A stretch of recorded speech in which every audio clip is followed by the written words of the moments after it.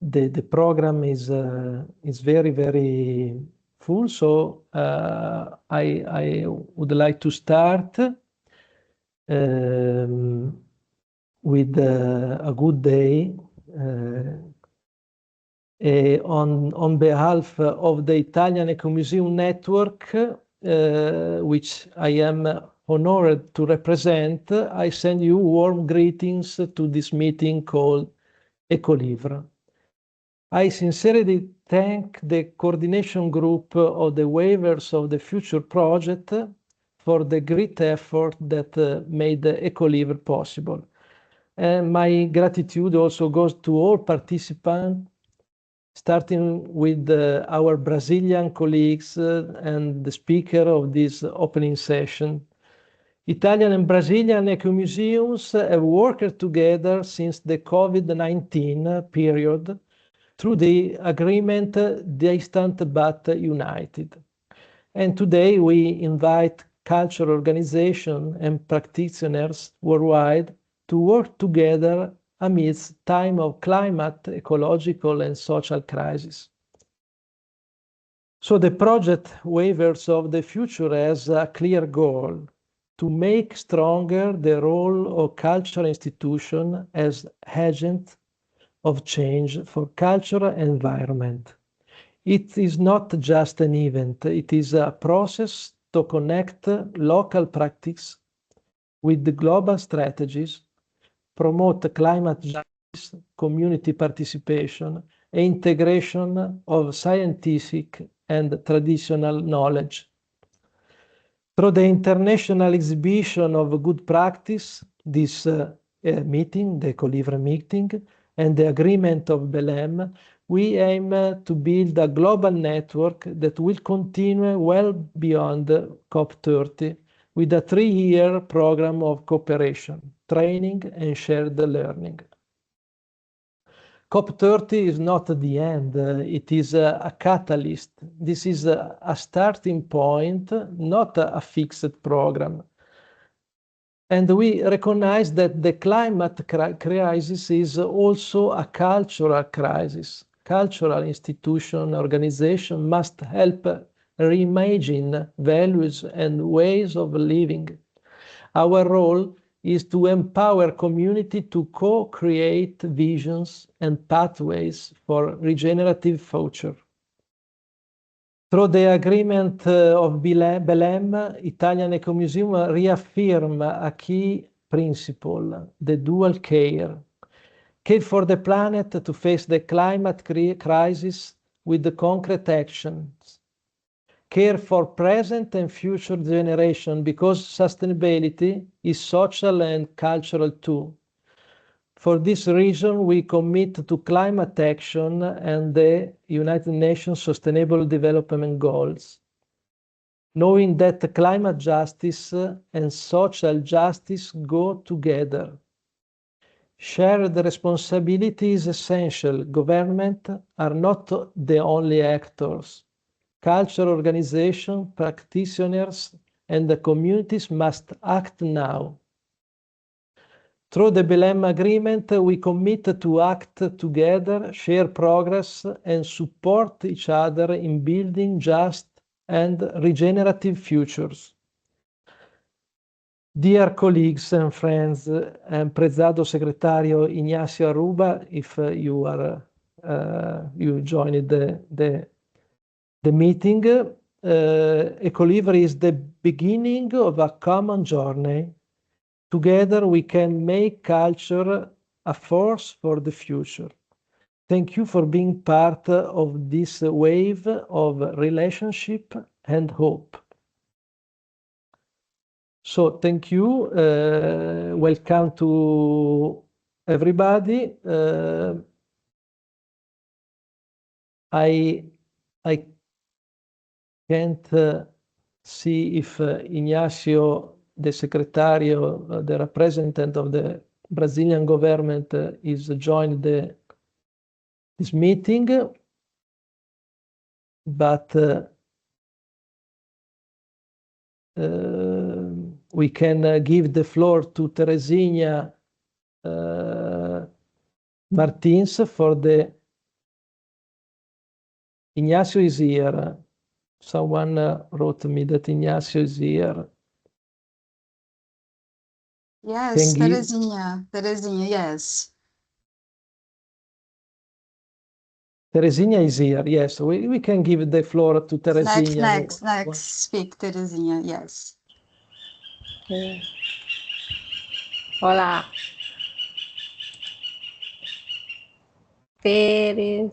Terezinha aqui, yes. Olá. Thank you, Terezinha. I give the floor. You are speaking in Portuguese, but we have the translation in English. Yes. Please go.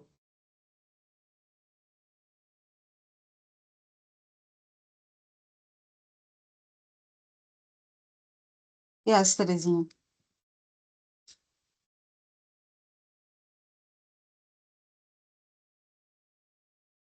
Terezinha, I can't hear you. You have to turn on the microphone. Thank you. Thank you. Bom dia a todos e a todas. Sejam muito bem-vindos, bem-vindas à diretoria da Associação Brasileira de Ecomuseus e Museus Comunitários, ABRENC.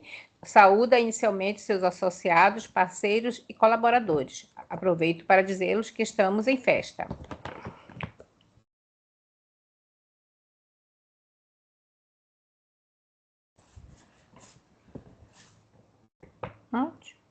Nádia?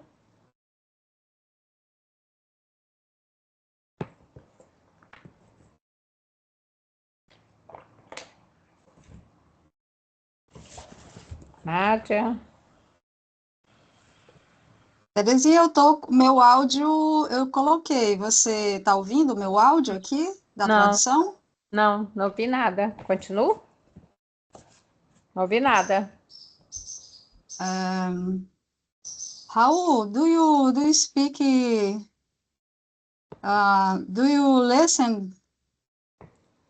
Yes, I do, but translation English. No, I can't have the translation. Huh?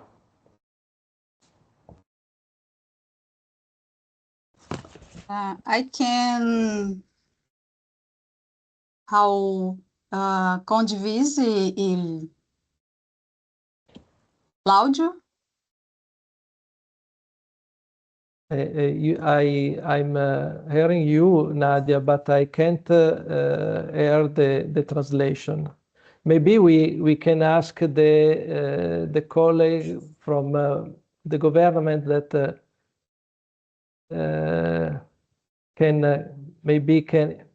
she can translate Terezinha speech also. Yes, I can, no problem. Okay. I just heard that Secretary Ignacio Arruda had to join another meeting and that our director, Sonia da Costa, will represent him.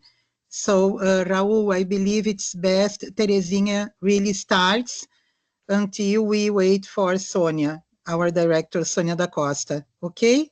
Yes, and I can help and translate Terezinha's speech. Thank you very much, Ana Lucia.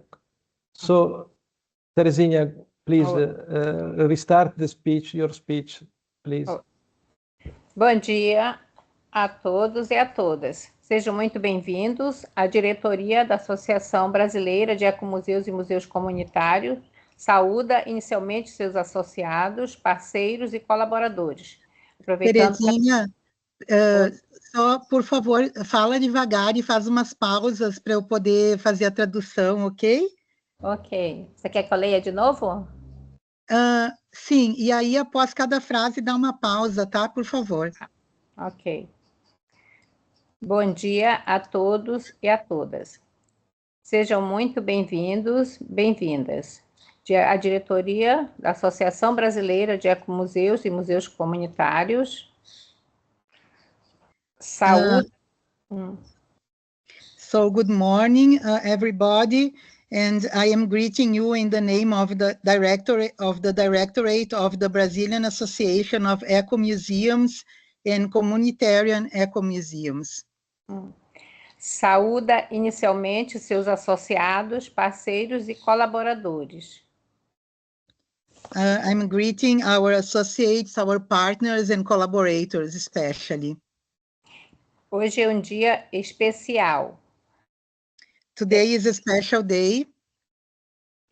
É a abertura do evento Pré-COP 30, Brasil, Belém. The opening of the pre-COP event that will take place in Belém, Brazil.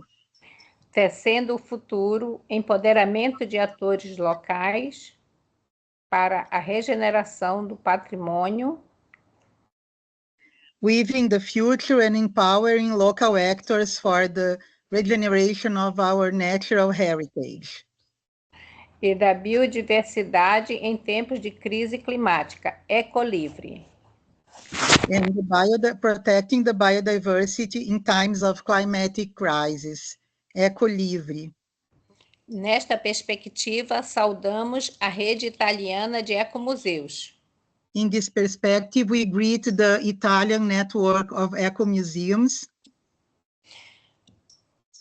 E juntamente com a Brenk, And together with a Brink, the realizam Brazilian Association, realizam este evento, make together this event. em nome das quais saudamos aos demais parceiros, também realizadores do encontro. In name of who we also greet the other partners who are organizing this meeting. Saudamos também nossos parceiros institucionais. We greet also our institutional partners. Em nome da Secretaria de Ciência e Tecnologia para o Desenvolvimento Social. In name of the Secretariat of Science and Technology for Social Development. Ministério da Ciência, Tecnologia e Inovação. Ministry of Science, Technology and Innovation. Representada neste evento pelo secretário Inácio Arruda. Represented in this event by Secretary Inácio Arruda, or probably by our director, Sônia da Costa. Através desta secretaria, reverenciamos as demais parcerias institucionais. Through this secretariat, we greet all our institutional partnerships. Na oportunidade, lembramos que o nome do encontro EcoLivre. In this opportunity, we remember that the name of this meeting, EcoLivre, foi uma proposta do secretário Inácio Arruda. Was proposed by Secretary Inácio Arruda. Quando esteve conosco em um fórum ABRENC. When he was with us in an ABRINC forum. Representa uma demanda relativa à aproximação do Ministério com a popularização da ciência. This represents the working together of the ministry for the science popularization of science. E mais, o EcoLivre representa também os compromissos deste ministério em incentivar projetos. EcoLivre represents also the engagement of this ministry in supporting projects. Focados nos diversos segmentos, inclusive nas mudanças climáticas. Focusing on diverse segments, including climatic changes. Finalmente, agradecemos nominalmente aos colegas Nádia Almeida, Ecomuseu do Maranguape. So we thank Neuza from Museu Aranguape. E Raul Dal Santo, Ecomuseu do Parabiago. And also Raul Dal Santo, Ecomuseu Parabiago. Parabiago. Sim. Yes. Pelo empenho, pelas articulações essenciais. For his efforts and important articulations. a realização deste evento. to make this event possible.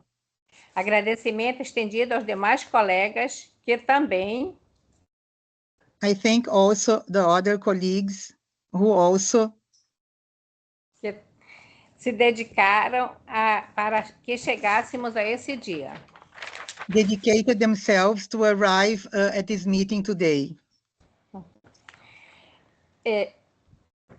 Senhoras e senhores, há Ladies and gentlemen, exatamente 13 anos, 2012, 13 years ago, in 2012, o Ecomuseu da Amazônia, the Amazonian Eco Museum, a Brinque, Prefeitura de Belém, Universidade Federal do Pará, the mayor of Belém and the Federal University of Pará realizavam o 4º Encontro Internacional de Ecomuseus e Museus Comunitários. They make the 4th meeting of eco-museums and community museums, Denominado Patrimônio e Capacitação dos Atores do Desenvolvimento Local. It was called Heritage and Capacitation of Local Actors, Local Development Actors. Quando participantes, estudiosos,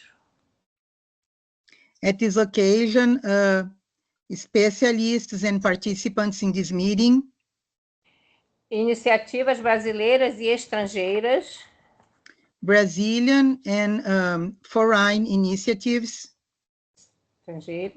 inclusive o Ecomuseu do Parabiago, including the Parabiago Eco Museum, em nome do senhor Raul Dal Santo, reuniram in the name of Raul Dal Santo, se reuniram para discutir, came together to discuss, refletir a ressignificação and reflect the resignification do patrimônio e a sua apropriação. of the heritage and its appropriation by the people. O 4º encontro representa This 4th meeting represented marco para a museologia comunitária brasileira. a milestone for the Brazilian communitary museology, Especialmente a museologia paraense. especially the museology at the state of Pará. A partir desse evento, After this event, com apoio contínuo da ABRENC, with the continuous support of a Brinque, foi criado o Ecomuseu de Belém, the Belém Eco Museum was created, 13 pontos de memória, 13 memory points, com a parceria do Instituto Brasileiro de Museus, with the partnership with the Brazilian Institute of Museums, dentre outras ações importantes ao desenvolvimento local. and also other important actions for the local development were made. Outros pontos importantes Other important points são temáticas desenvolvidas atualmente pelo Ecomuseu de Belém. are the topics that the Belém Eco Museum presently develops. Cultura e educação para o patrimônio e memória social. Education for the heritage and social memory. Turismo de base comunitária. Community-based tourism. Educação ambiental, paisagem cultural. Environmental education and cultural environment. Sustentabilidade. Sustainability. Mudanças climáticas. Climate change. Cidadania. And citizenship. A ABRENC também avançou. A Brinque has also advanced. realizou seminários, It made several seminars, conferências, conferences, criou segmentos como Fórum Abrenque, Plataforma Paulo Freire e Museologia Comunitária. it created platforms like the Brink Forum, the platform Paulo Freire, and the last one, Criou o grupo Plataforma Paulo Freire Mudança em Museologia Comunitária. and communitary museology. Criou o grupo de trabalho Observatório de Ecomuseus e Museus Comunitários. It has created a working group on museum and communitary museums observatory.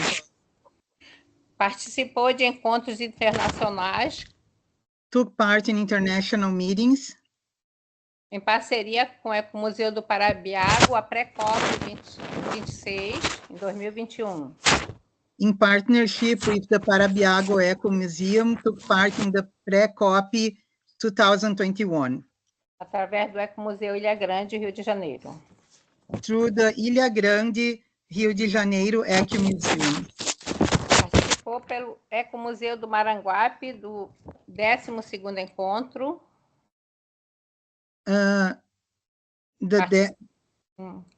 Took part in the 12th meeting of the... qual é o museu, Terezinha? Ecomuseu do Maranguape. At the Maranguape Eco Museum. 12th meeting of the Maranguape Eco Museum. O encontro do Fórum Paulo Freire.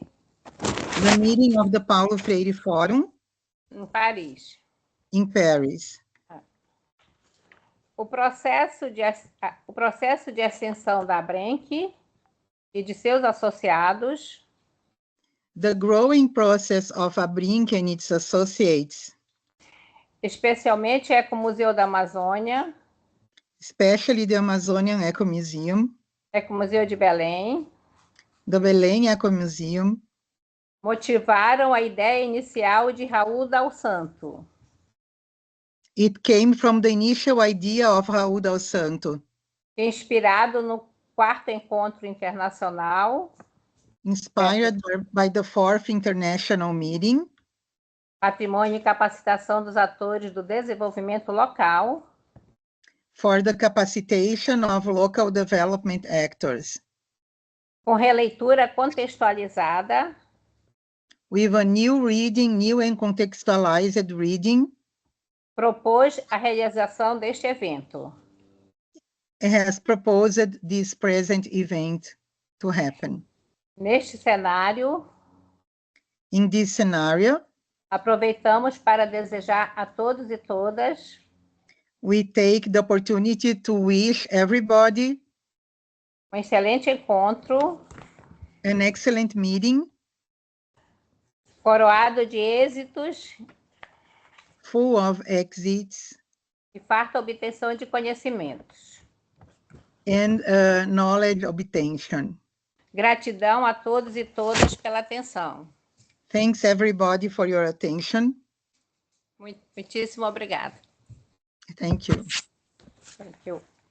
Thank you. Thank you, Terezinha, for these inspiring open remarks. Ana Lucia, thank you also to you. Do you know if the representative of the minister has joined the meeting?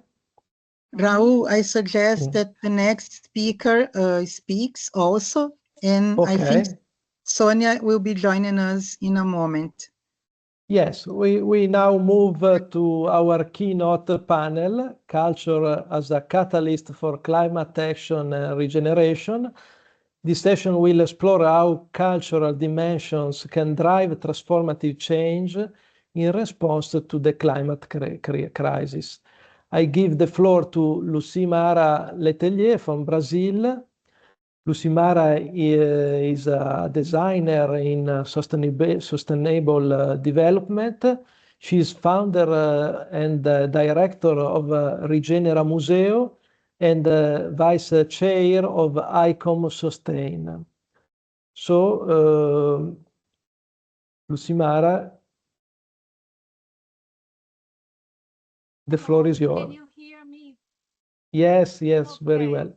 So it's good to see you all, and especially to hear Terezinha, who has been an inspiration for us throughout all the way on thinking regenerative museums. And I think when she finished with gratitude, that's the spirit for today. So I will try to open here my presentation to you so we can have share of the presentation. Let me check what it is. It's right here. Okay. See, can see my screen. Yes, yes, I see. Okay. So we have 15 minutes to address something that is so deep and so important to me and to weavers of the future today, which is how culture can become a catalyst for climate action and for regeneration especially. And Raul and Victoria, they have gave me a very important task of bringing this conversation about how a regenerative cultural change, it's also relates to bioregioning, and also the fact that there is a cultural dimension, of course, of the climate crisis. So what I want to tell you today is that I'm very honored to be here with the Weavers of the Future, because I think it's a program that it's very, very relevant in terms of bringing a direction of the value of community museums and eco museums to leverage regenerative cultures within the cultural sector as a whole. So congratulations, and thank you for inviting me. I'm also glad that Regenera Museu is the organization that I created in 2017. It's bringing regenerative practices to the museum's field, and it's partner of Weavers of the Future. The first time I heard about this expression of weavers, and I will present you this on the screen now, was last year in the context of the research that I was doing in the UK about regenerative museums. And I interviewed Daniel Wall. For those who doesn't know him, Daniel Wall has written a book of design regenerative cultures. And when I interviewed him for my research in the UK, was very interesting to hear his perspective and his notion of the leadership of the 21st century, which is more a weavership rather than a leadership. So I would like to quote him. And what he said is, the true regenerative leader for me is someone who facilitates the process of living the questions together in context. Somebody who is careful weaver of relationship with the vision of serving both the community and the planet in the place in a nested way. Weaver is the 21st century leadership. I want to bring that because I think when you suggest that I bring the notion of weavers over the future that you are bringing, I believe this call from Daniel Wall is the invitation for us here for the EcoLivre. And that we sit together here maybe with questions, because we don't have all the answers, but we are inviting ourselves to bring an ecological lenses to our perspectives when we are making questions. If you go to the YouTube regenerative.com links, you can hear the whole interview from Daniel Wall from this research that I have done in the 2023 to 2024.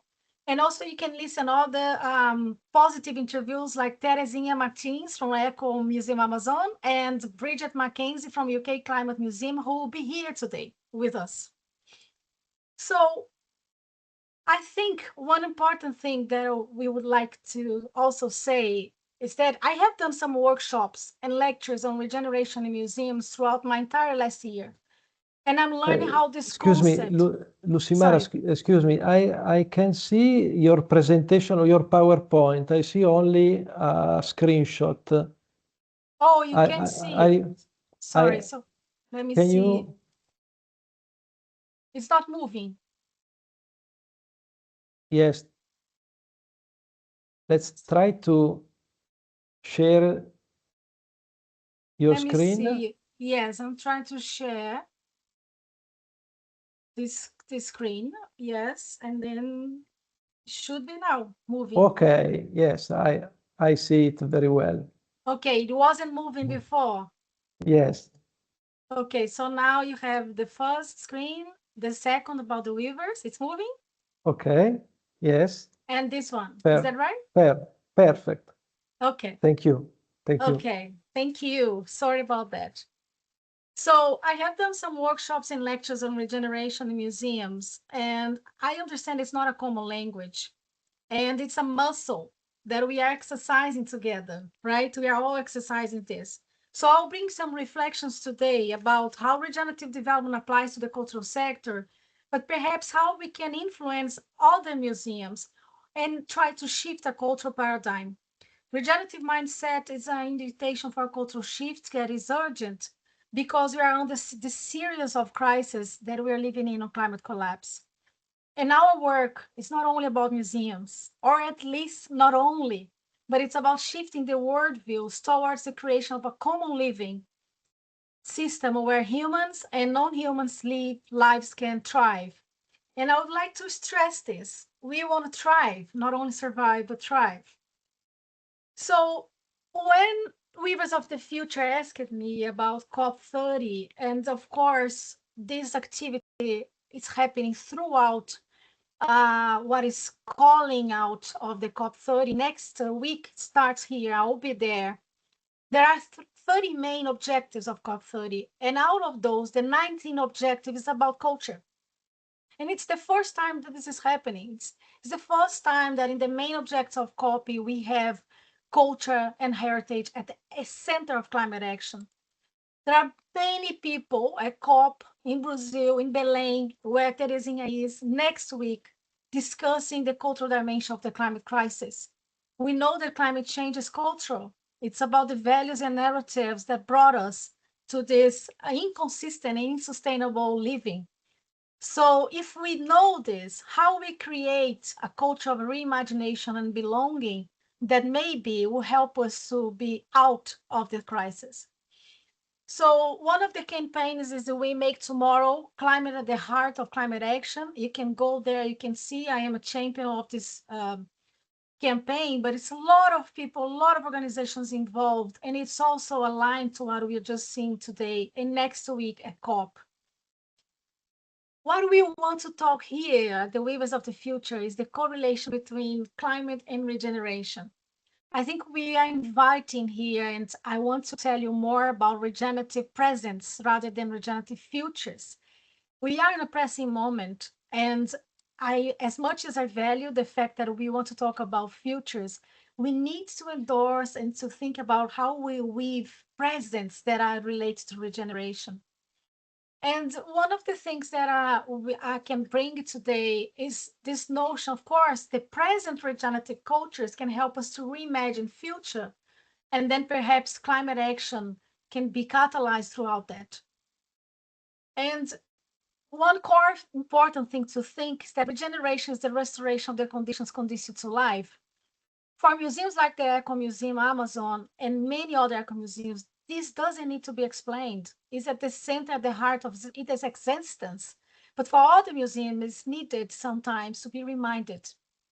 So at the research that I did on regenerative museums, we are inviting museums to be able of creating adaptive resilience to a world in social environmental collapse by repurposing their role and focus on caring for people, caring for the territory and for the planet, which is so consistent in eco museums.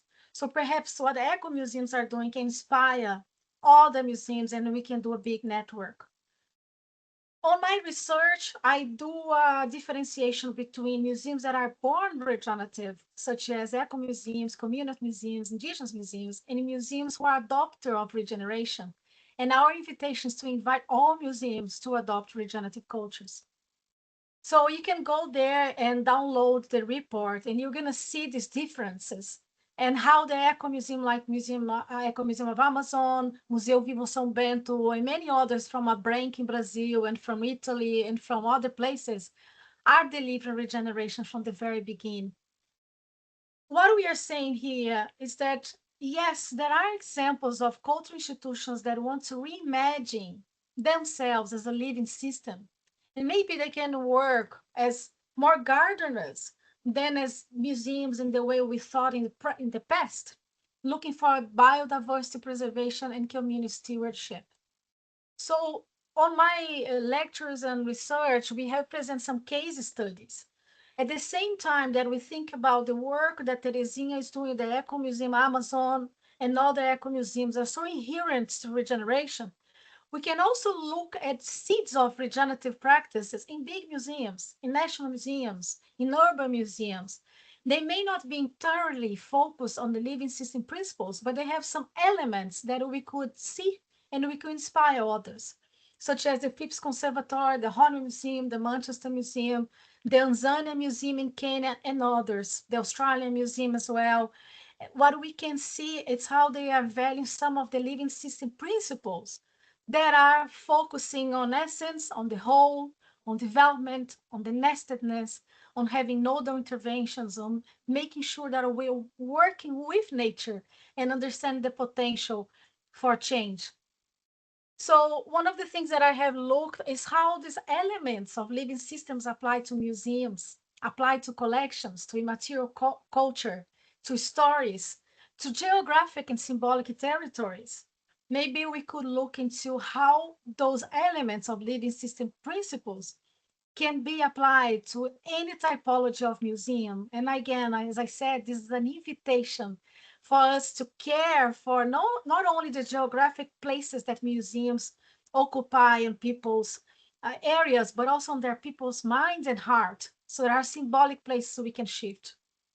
So what I can say to you here before we have a reflection, just see, is the fact that I think and I endorse, and not only me, but all the organizations such as Regenesis Institute, that the only revolution we can do towards regeneration, it's bringing the regenerative self.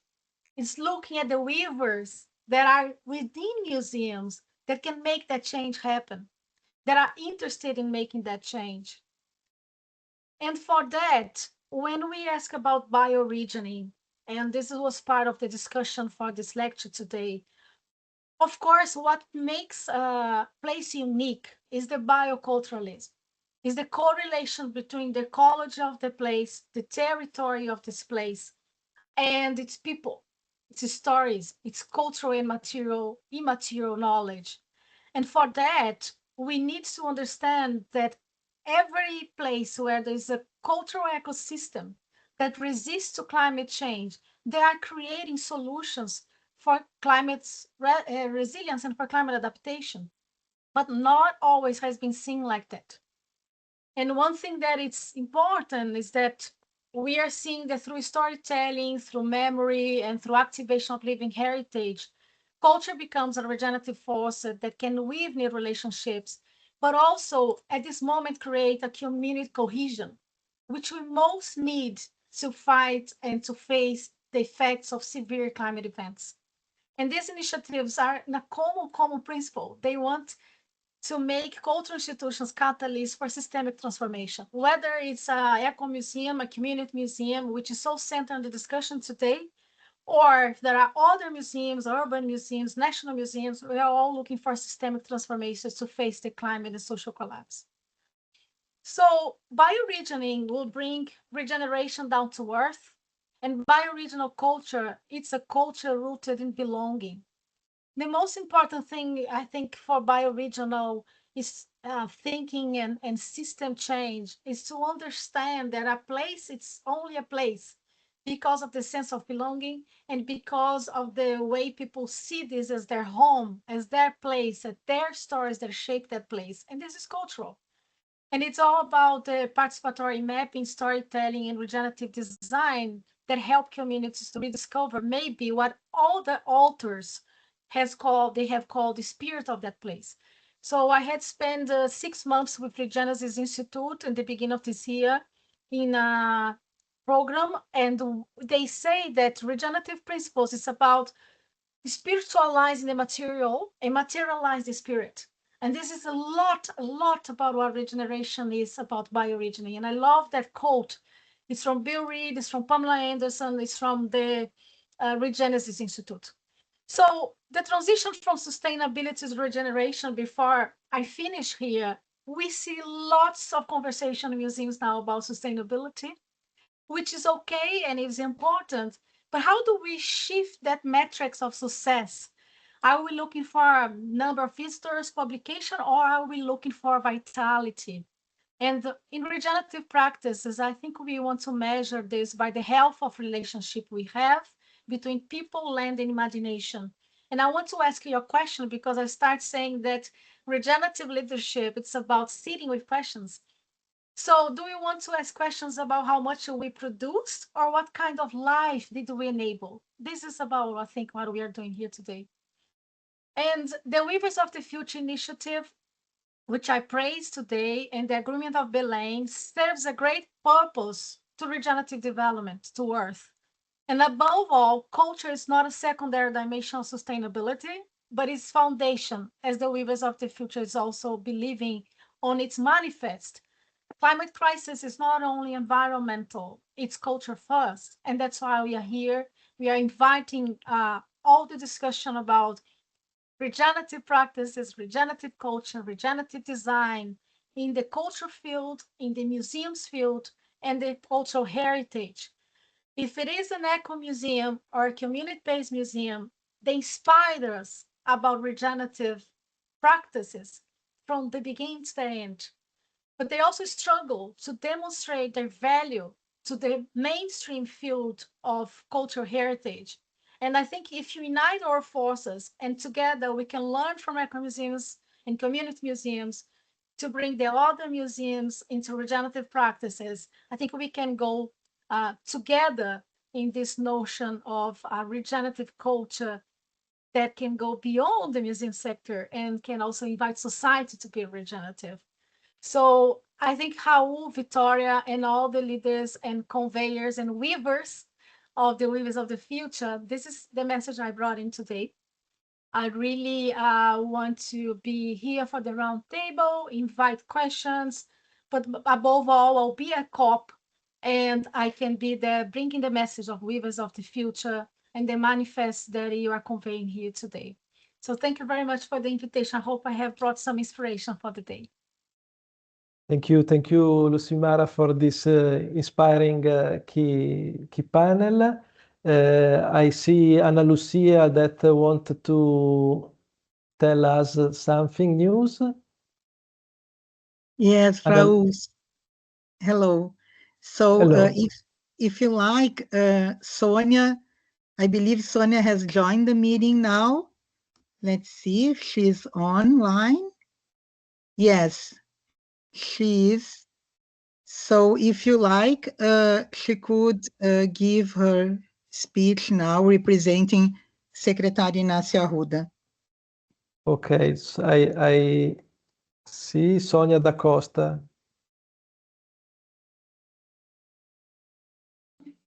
Ok, bom dia. Um moment, please. Bom dia, Sonia, and welcome to this meeting. Ok.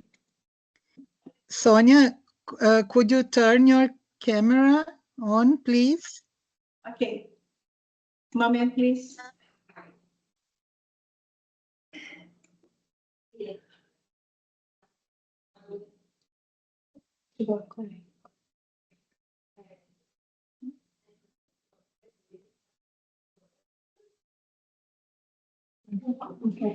No. Sonia, I can't see you. Can you turn off and then turn on your camera? Vou iniciar a minha fala enquanto os técnicos avaliam aí a parte técnica. Sônia, eu acho que se você fazer o logo, sair da reunião e entrar novamente, autorizando o acesso à câmera, vai dar certo. Tá?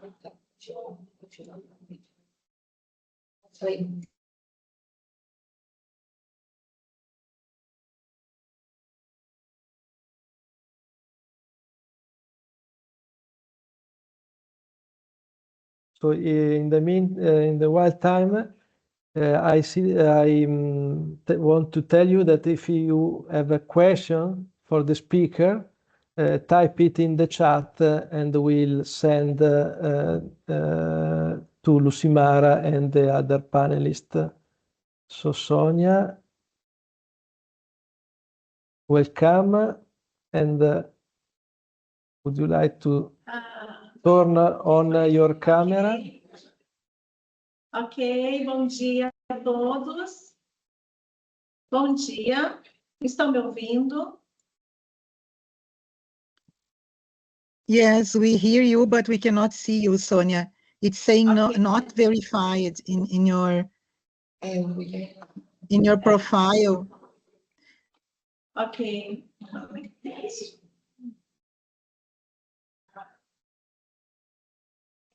Deixa quieto ela, eu me movimento aí. Vamos ver se está certo. I don't know why, but we can hear you very well. So I suggest to start and give you the floor.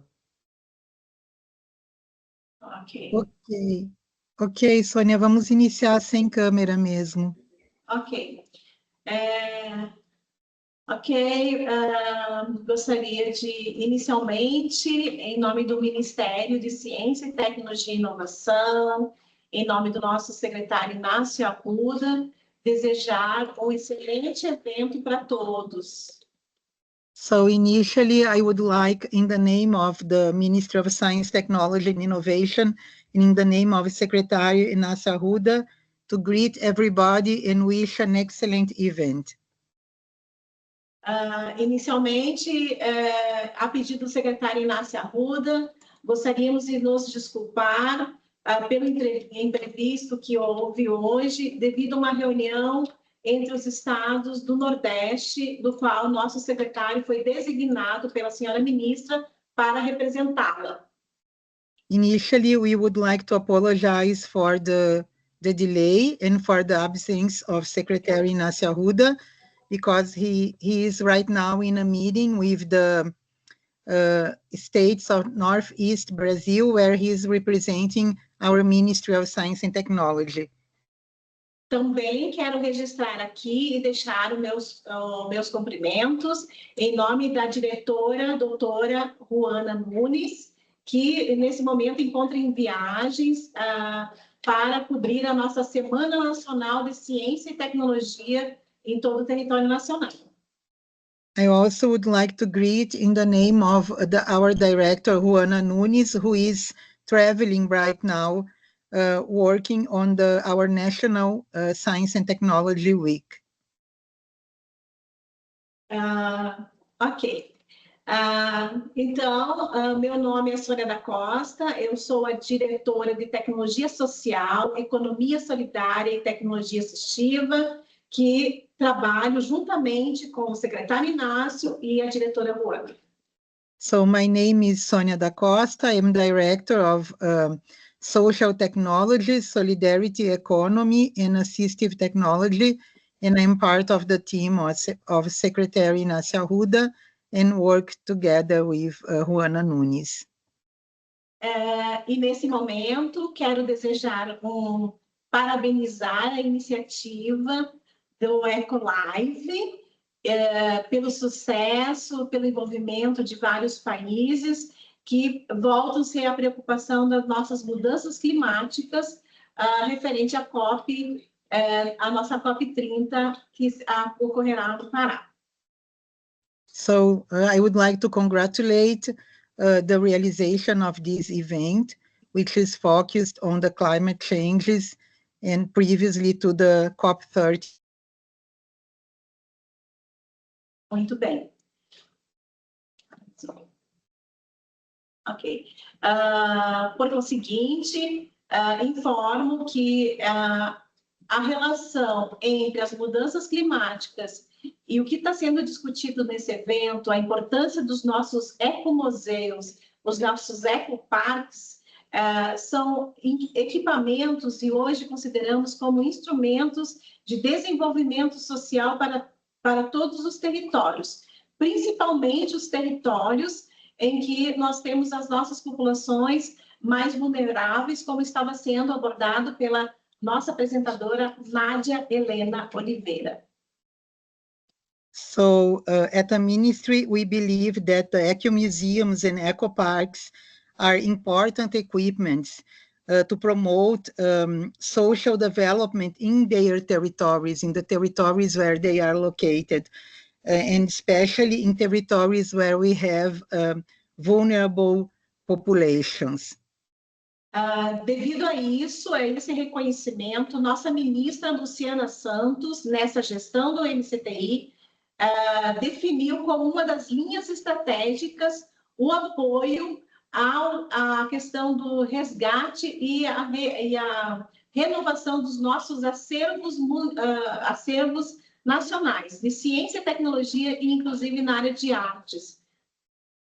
So, in line with this priority, our Minister Luciana Santos has decided as a strategy of the ministry to support, financially support our museums, science and technology museums.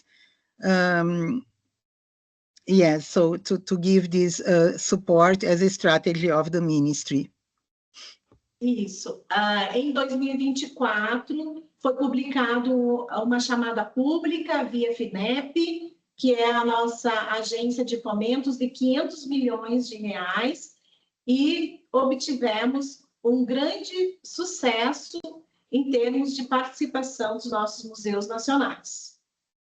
So in 2024, we had a public call, which was implemented by our innovation agency, FINEP, and it was offered 500 million reais to support our science and technology museums, national science and technology museums.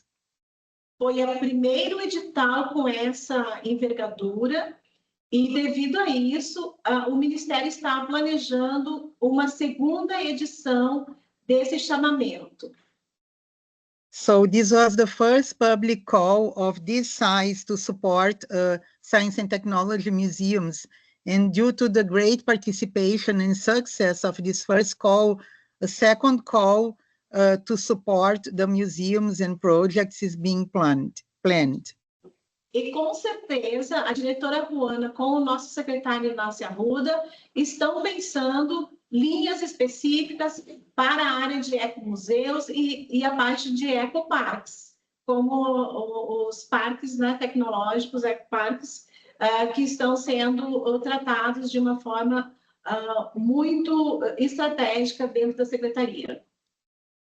And it's for sure our director, Juana Nunes, and our secretary, Inácia Arruda, are planning to include in this second call a special line to support eco-museums and eco-parks due to their strategic role.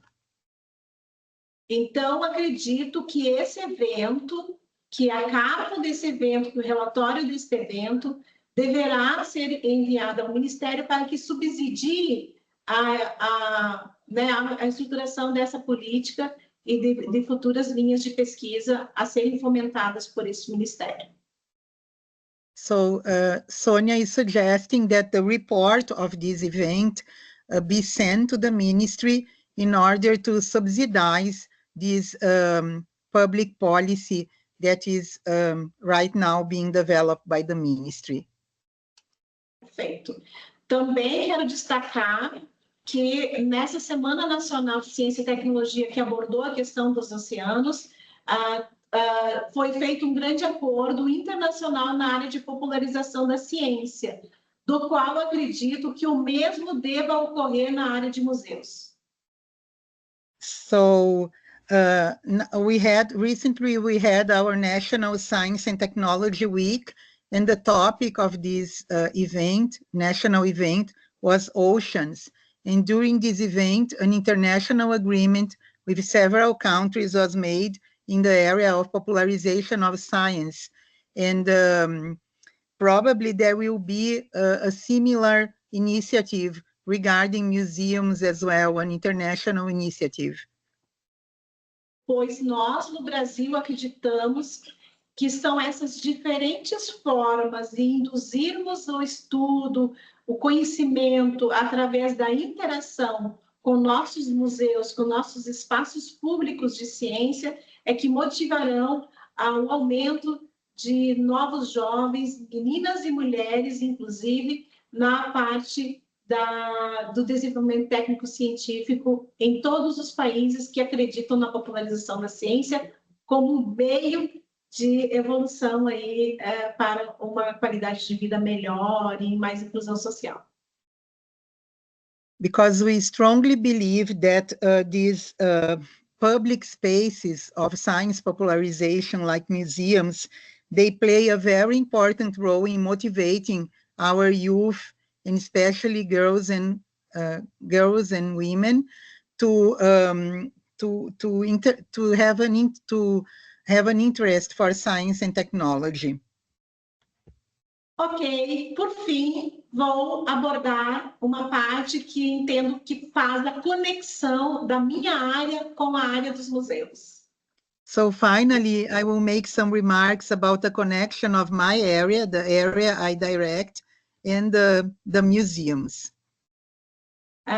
Como trabalho, atuo na área de economia solidária e do acesso a pessoas com deficiência, penso que é muito importante que essa EcoLivre também leve para a COP a importância de que esses espaços públicos devem ser acessíveis para todos.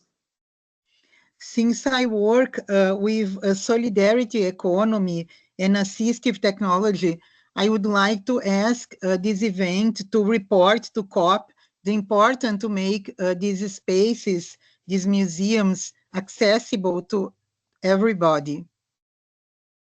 Nesse caso, de forma específica, todas as pessoas com deficiência, pessoas com baixa mobilidade, e onde o MCTI, o Ministério, pode estar disponibilizando diferentes tecnologias nacionais para a acessibilidade em todos os nossos museus.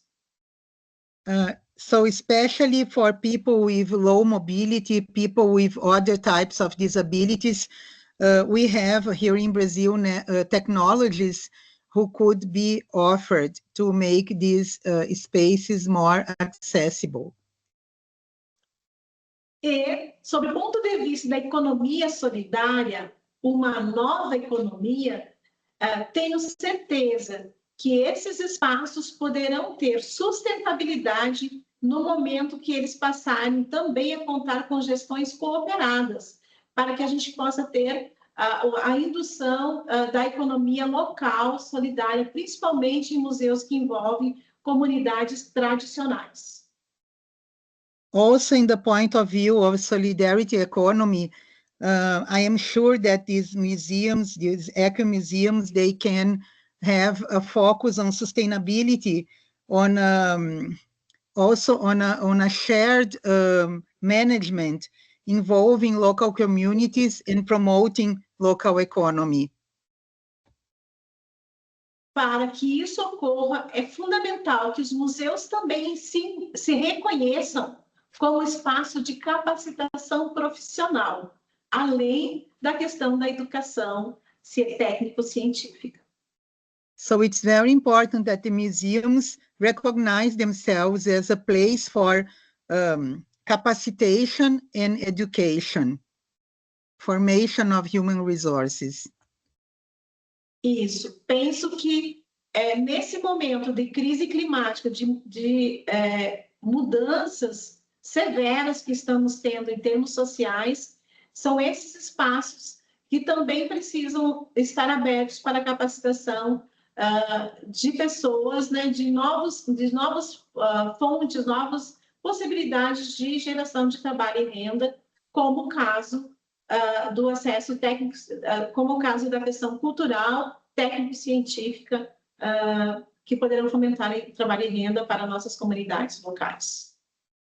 So in times of climate change and the severe social impacts of these climate changes, it's important to have spaces like the museums which offer capacitation and formation of people to have new options to work and have income.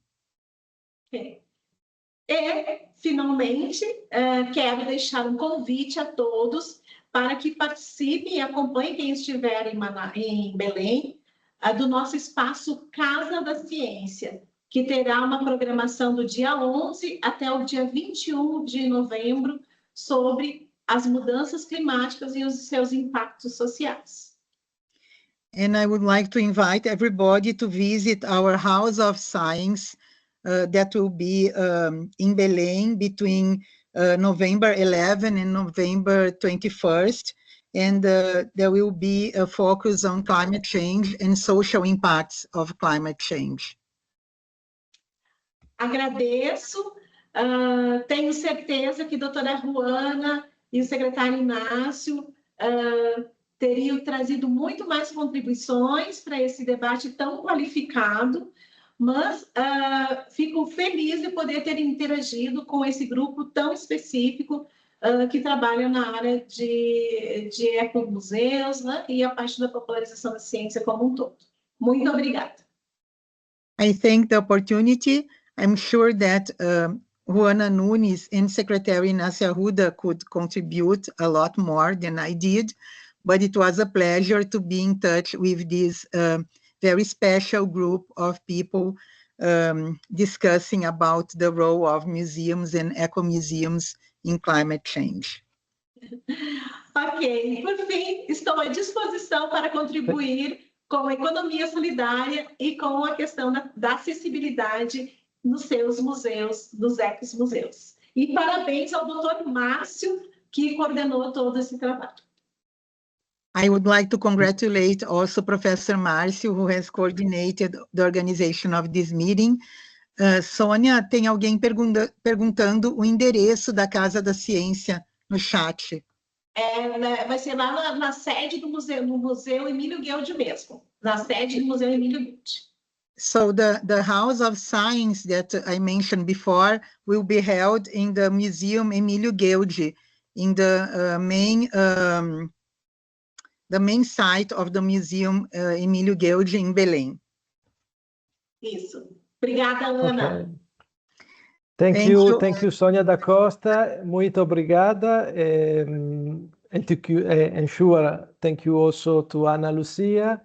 We wrote, Sonia, we wrote a letter for Ignacio da Costa, the Prefecto Ignacio da Costa, to send the agreement of Belém, that is both an agreement between cultural organization and a request to the government, the governments that are join the COP30 in Brazil. So I send also to you if you want, and I ask you to send to your colleagues that will join the COP30 in Belém.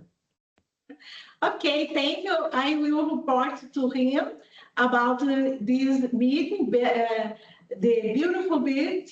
And I am helping you next necessary, or that for necessary. Thank you.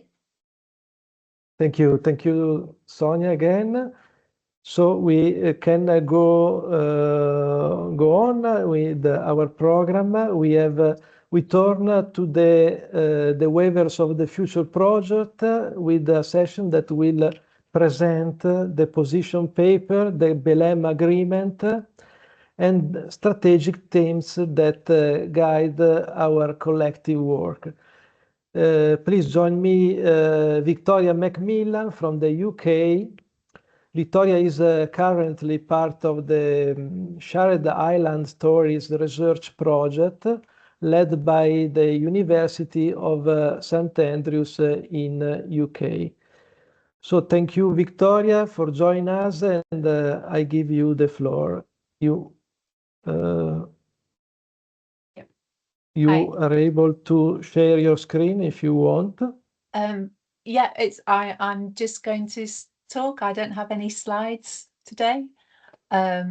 I'll just try and be brief so that Henry can start the round table. So thanks, Val, and thanks everybody as well who's spoken so far. So I'm just going to give an overview really of the position paper. So I just want to point out to start with that it was only earlier this summer that the Weavers of the Future initiative first came into being, beginning, I believe, with a conversation between Raoul and Hugh de Varenne, who's well known to everybody who deals in eco-museums. This conversation developed over probably less than 5 months, building on a good relationship between the Italian and the Brazilian eco-museums, along with Raoul's hard work and the collaborative efforts of a steering group of almost 30 individuals and organisations from across the world, and over a very short space of time. So some of these you'll hear shortly in the roundtable session that's coming next, and I express my gratitude to everyone involved for all their efforts. I believe Raoul and Hugh's idea was to start a process. This is the idea that the Weavers of the Future is taking forward, that these events over the next few days are just the beginning of a collaborative and dynamic process. As I said, I'm not going to go through all the detail of the position paper and the agreement, so these are available for you to read in 5 different languages. And I think my colleague's going to send a link out in the chat where you can read them, but I'll try and give an overview here. The position paper and the agreement of Berlin both take the starting point of acknowledging the interconnected crises that afflict our world today, including social, cultural, biodiversity and climate crises, and the dominant economic and political systems that have intensified these multiple crises by promoting fragmented worldviews and extractive, unequal and unsustainable practices. We recognise that in this divisive background, a cultural crisis occurs when human values, visions, systems, behaviours and feedback loops destabilise the close and entangled relationships that have sustained human cultures and our environments across the world for millennia. In Braden Sweetgrass, Wal Chimera states that we need to restore a relationship of respect, responsibility and reciprocity between humans and the land, as restoring the land without restoring relationship is an empty exercise. It is relationship that will endure and relationship that will sustain the restored land. Cultural organisations and practitioners should not be passive observers, but proactive agents of transformation. The Weavers of the Future initiative stresses that the unique potential of place-based, community-led cultural heritage organisations like eco-museums and community museums and practitioners to catalyse systemic change and foster new cultural paradigms that build communities of care at multiple scales from local to global, fostering inclusion and diversity, awareness and understanding, empathy, fairness, kindness, humility, respect, reciprocity and responsibility. The Weavers Initiative's main aims are to strengthen the role of cultural organisations and practitioners in climate action and social and ecological and environmental regeneration, to foster international partnerships among community-led cultural organisations, universities and networks and activists, to promote cultural strategies that integrate traditional knowledge, artistic practices and scientific approaches, to advocate for governments at COP and future climate summits to fulfil the Paris Agreement and the UN 2030 Sustainable Development Goals. Starting with these 3 key actions, a collective exhibition which showcases community-driven projects virtually and physically in Berlin that connects climate, culture and art for social and environmental regeneration and justice.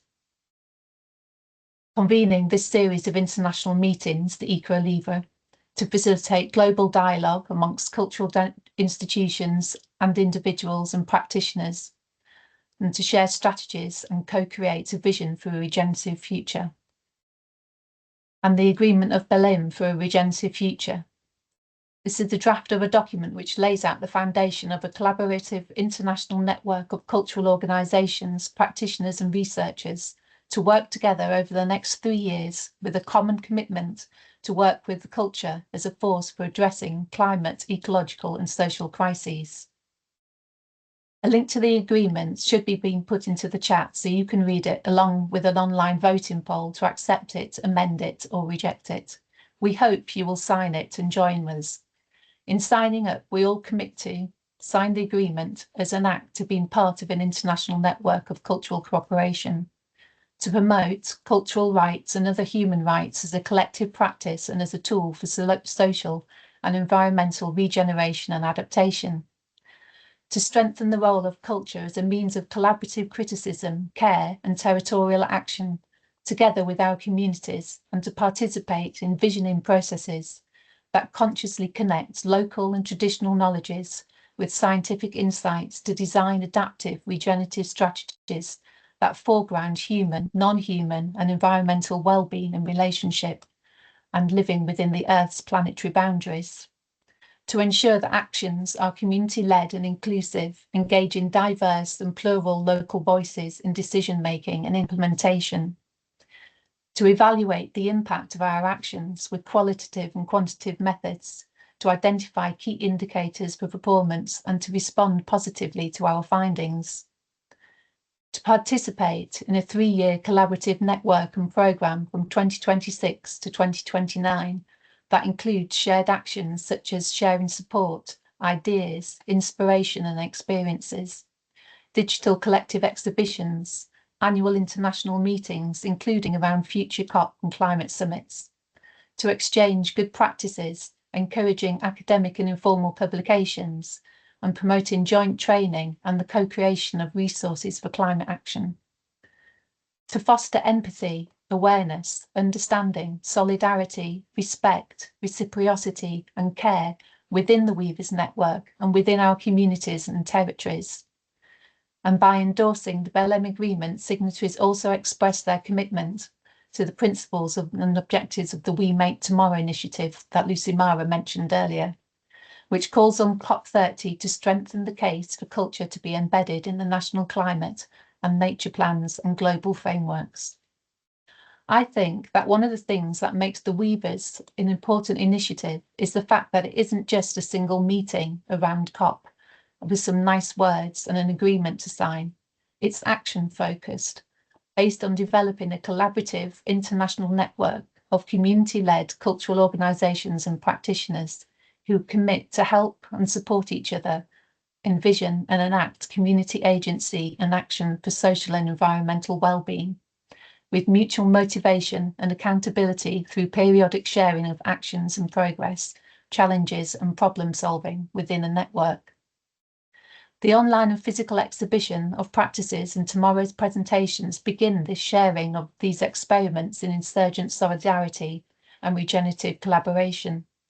These examples of the principles of practice highlight the interconnectedness and interdependence of cultural, social and ecological systems, increase awareness and agency in local communities to identify relevant challenges and take integrated actions on social, cultural, biodiversity and climate issues, from growing gardens, reinstating ancient water technologies, to promoting gross national happiness within a community.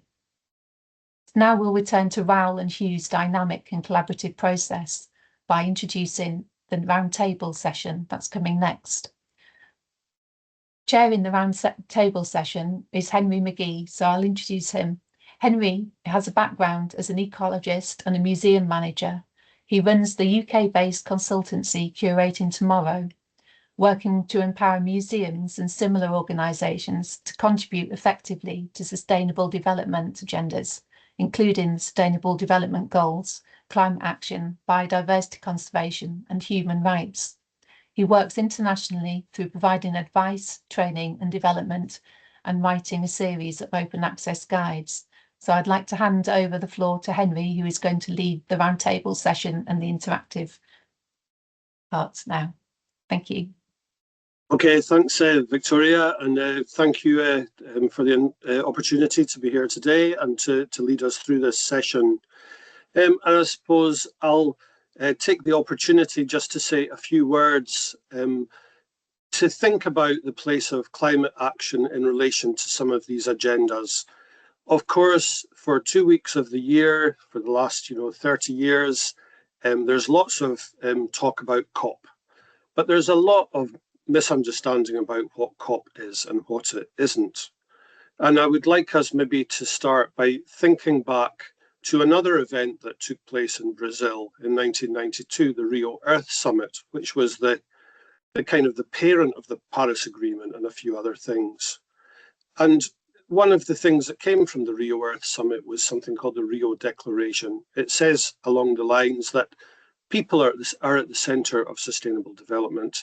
They're entitled to a rich and healthy life in harmony with nature. And that was kind of that set for the UN Framework Convention on Climate Change and the Convention on Biodiversity, and another one that people have mostly not heard of to do with deserts. But we can also say that the Paris Agreement is also quite misunderstood, as so is the Framework Convention. So within them, they talk about the importance of education, of training, of public awareness, public participation in decision-making to do with climate. And this is because the Paris Agreement and the Framework Convention are not just climate agreements, they're human rights agreements, they're sustainable development agreements. They acknowledge that people may be affected by the actions to address climate change as much as by climate change itself.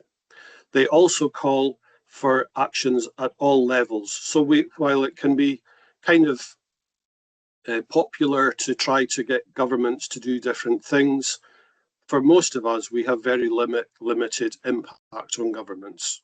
But we do have a lot of agency within our own sphere, whether that's in our very small community, in our town, in our city, in our region, depending on our kind of organization.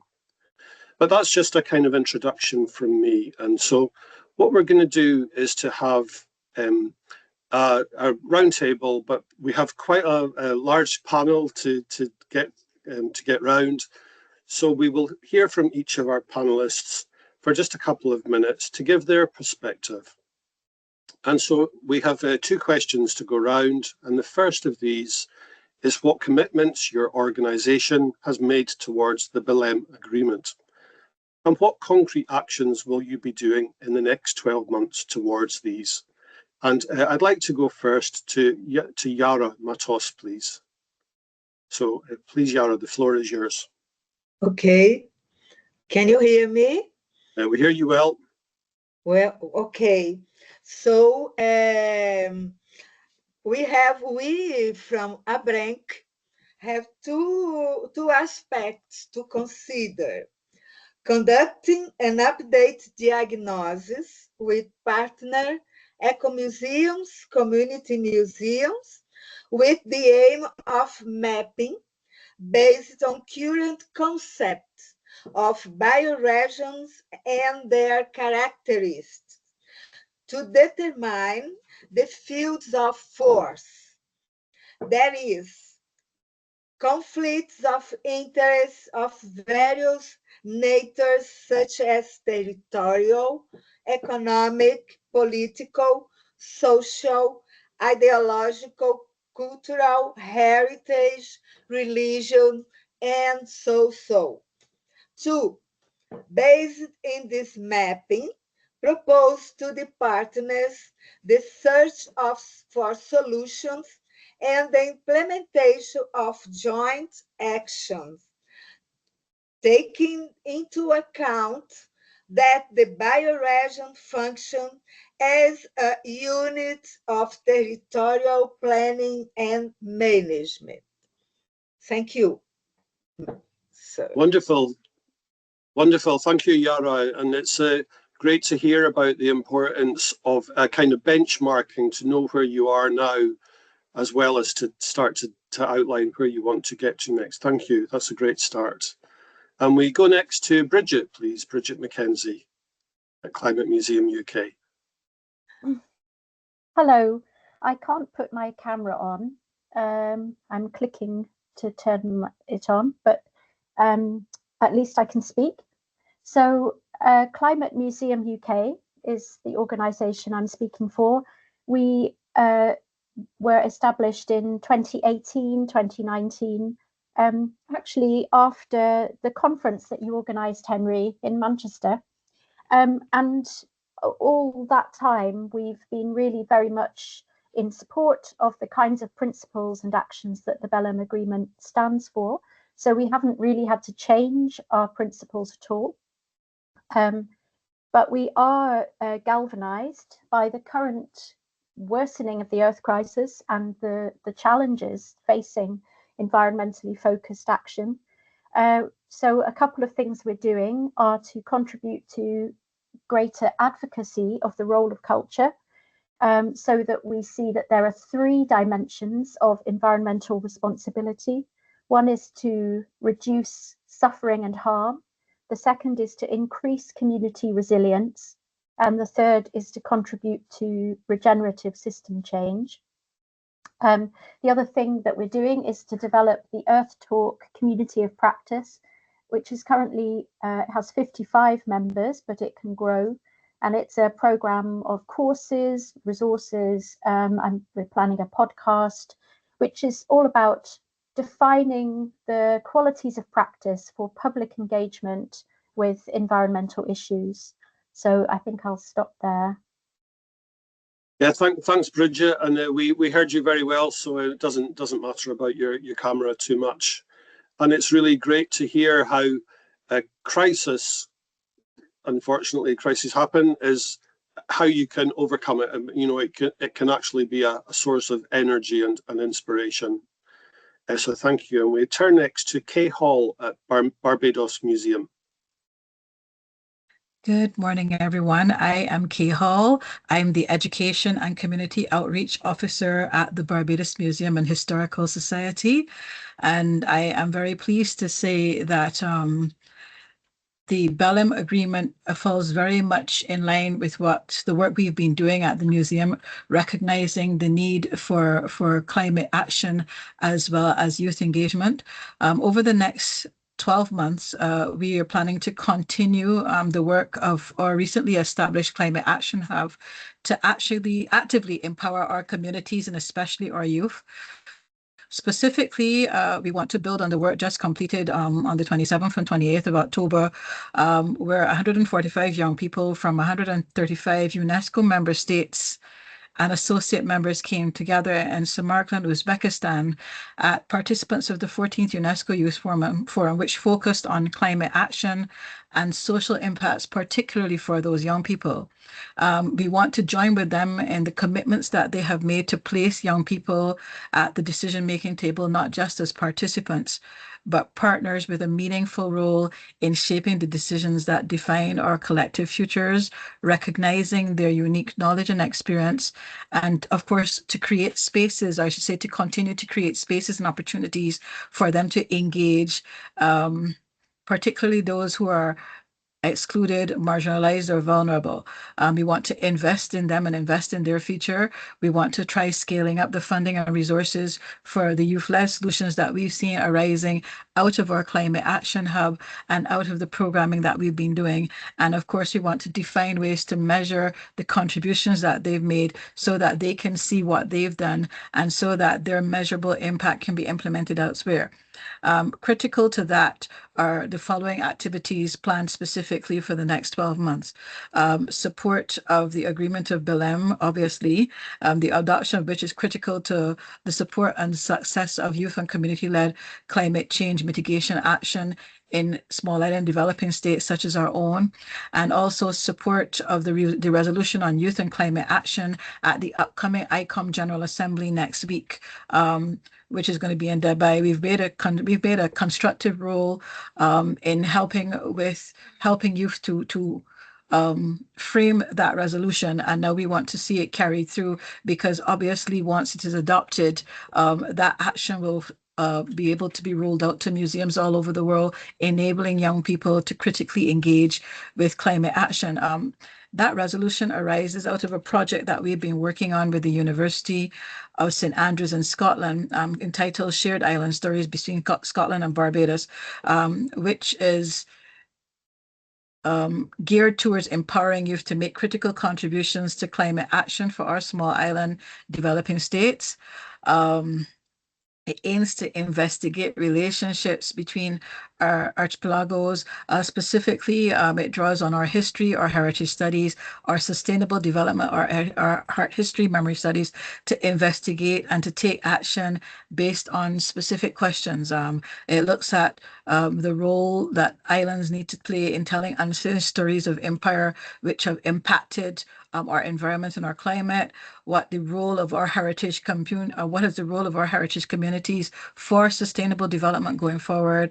How can our island community museums partner with NGOs and policy and local organizations and businesses to encourage climate action? How can health and well-being be understood in relation to community heritage, traditional knowledge, traditional ecological knowledge, and island life? And most importantly, what does this new knowledge bring to debates on climate justice, especially as they relate to the roles of our young people? So coming out of this program, we have a number of concrete actions, such as the establishment of the Climate Action Hub, which I've mentioned for young people, which provides them with a safe space for conceptualizing and executing positive climate action to mitigate the effects of climate change, accessibility and to capacity building training, information on opportunities for climate interventions, such as we've recently contributed to UNESCO geoheritage tagging for the region, and ongoing exchange of ideas and conversations about how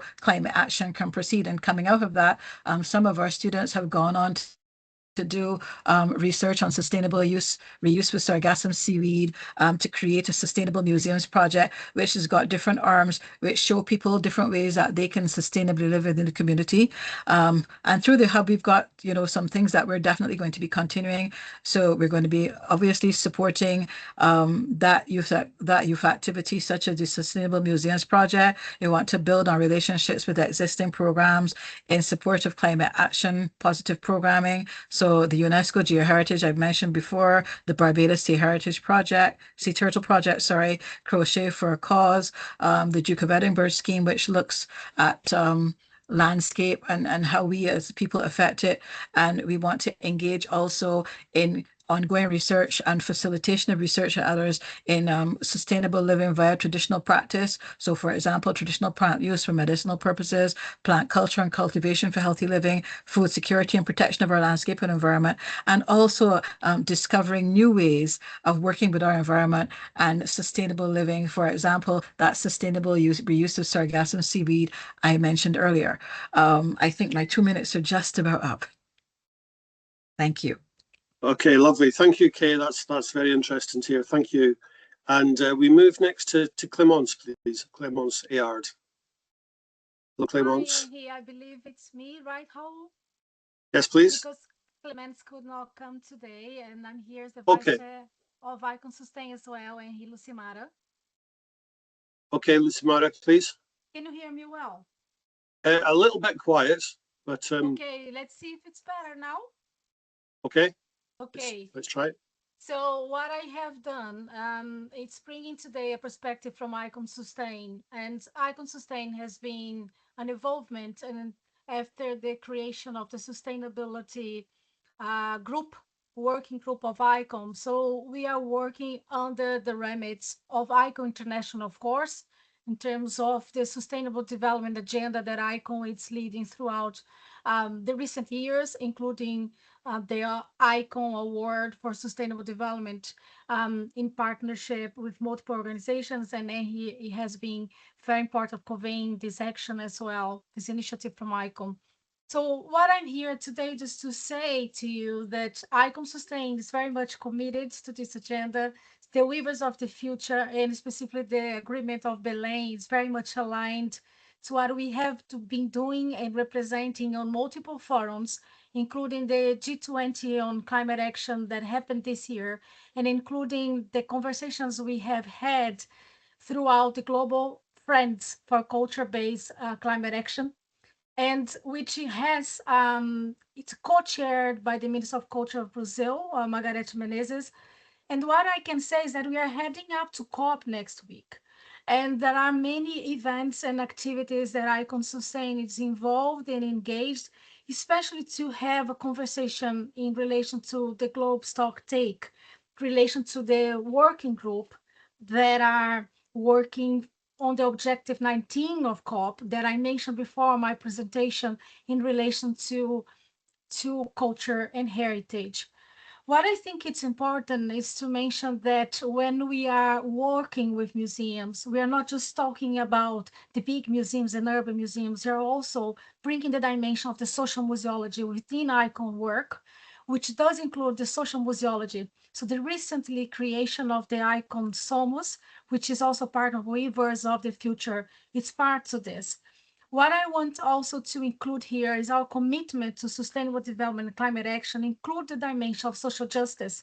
And next week, when ICON is doing its triennial conference, we'll be doing a conference of the ICON Sustain with the NetRist and Somos that will bring this approach that climate action also needs to mind the climate justice. And for that, community museums and eco museums are totally aligned and important in that resolution and definition of what we think sustainability is. I also want to mention very briefly that we'll be working based on what we have been doing recently on action for climate empowerment of the Article 12 of the Paris Agreement.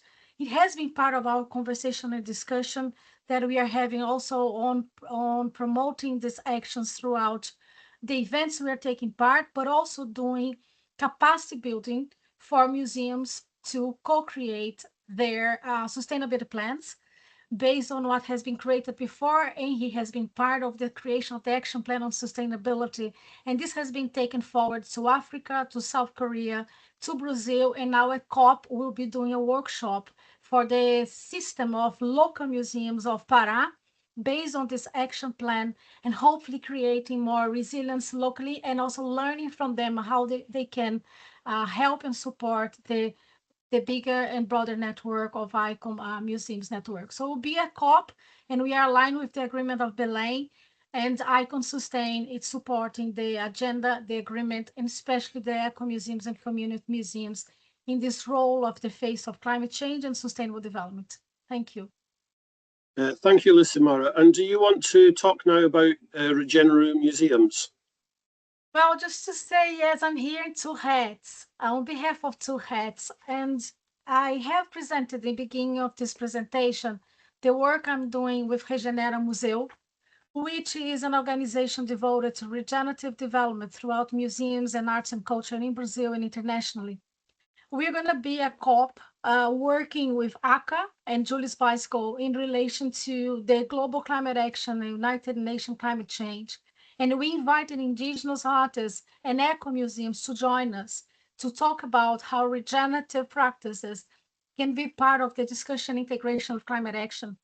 Another thing we are doing is creating and launching the new and first graduate course in Brazil for climate museums and culture. We'll be launching the Museum of Tomorrow in the day that the COP starts, the 10th of November. We'll have teachers that are actually here, eco museums, community museums, as well as the UK Climate Museum. And we have a module about regeneration and about social justice. So this is our commitment to bring what is meant to be part of the agreement of Belém to also create capacity building locally and to bring an interconnectedness between other museums and museums that are eco museums and social justice based. Just want to mention as well that I mentioned before the research of regenerativemuseums.com, but also the importance that at COP, that is so much focus on climate, we have the discussion about what it's a long-term commitment to regeneration and how we can learn from the land, from the territory, from the people that are there in terms of creating resilience. Another thing we are doing, and I mentioned before, it's the cooperation and coalition with the We Make Tomorrow campaign.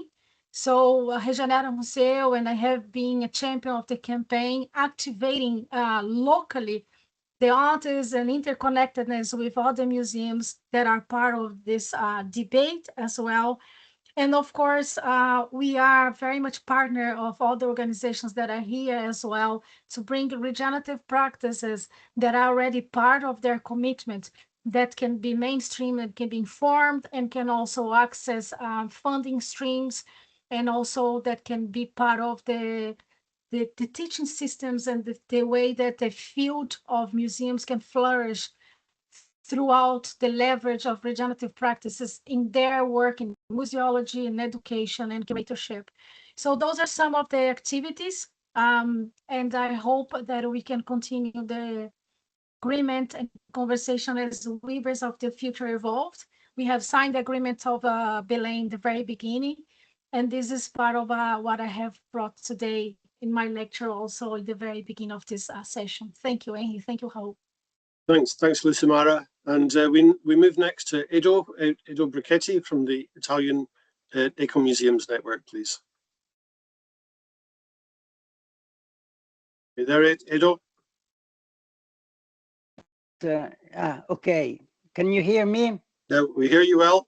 Well, I just listened to all the statements, we could say, but now I think that we need not announcements, we need concrete actions. I am here to represent EMI, which is an informal practice of community, which is open to all Italian ecomuseums. So I'm speaking about what ecomuseums in Italy do.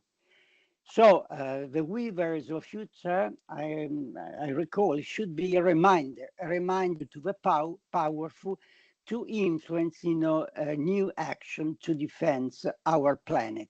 So in details, what Italian ecomuseums do?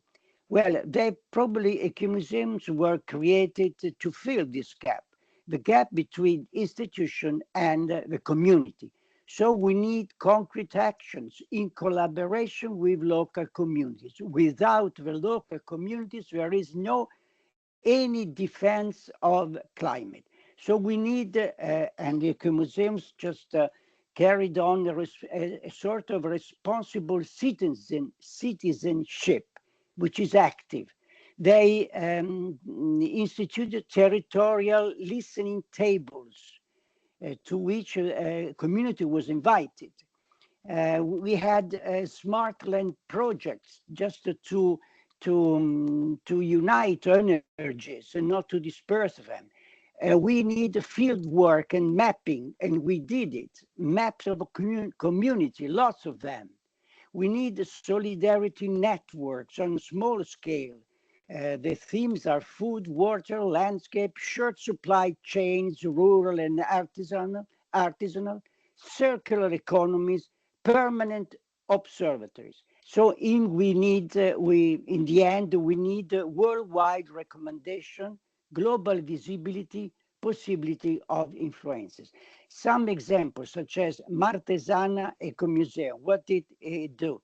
Raising community awareness of climate change issues, about starting from food, culture, and tourism, sustainable tourism, festival, a sustainable development plan, permanent observatory, Casentino, Ecomuseo del Casentino, memories, a mirror of the past and workshops for the future.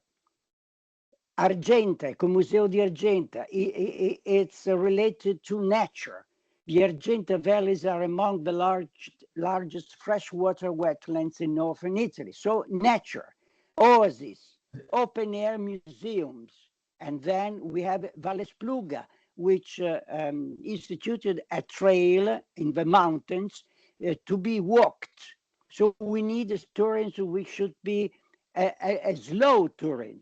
Casilino Ecomuseum, they made a lot of community maps just to collect identity. It's a sort of anthropological heritage. Puglia, just to reach the end, and they carried on a project of widespread museum about rural landscape, ethnographic tradition. So I think that all these examples are good because they are very concrete. Finished.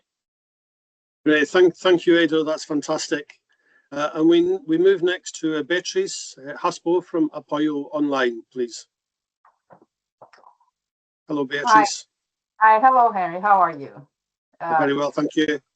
And thank you again for the invitation to join the event. I'm Beatrice Haspo, Executive Director Volunteer from Apoyo Online, Association for Heritage Preservation of the Americas. We are a multilingual grassroots volunteer-driven organization that has spent over 35 years building bridges of communication and breaking barriers in cultural heritage preservation. We foster connections and knowledge exchange among professionals and communities across the American continent, the Caribbean, and other Portuguese and Spanish-speaking countries. Apoyo Online fully endorses the principles of the Belém Agreement, recognizing culture as a driving force for regeneration, justice, and sustainability. In alignment with our mission to advance communication and professional development in cultural heritage preservation, over the next 12 months, Apoyo Online will continue strengthening regional capacity and cooperation through expanded training and mentorship programs, promoting cultural heritage preservation as a human right and a tool for regeneration via workshops, webinars, and campaigns, and advance equitable access to knowledge through translation initiatives and multilingual resource sharing. We will also increase collaboration with cultural, academic, and governmental partners to amplify cultural heritage's role in addressing climate change and document the community-based practices demonstrating heritage's contribution to sustainable development.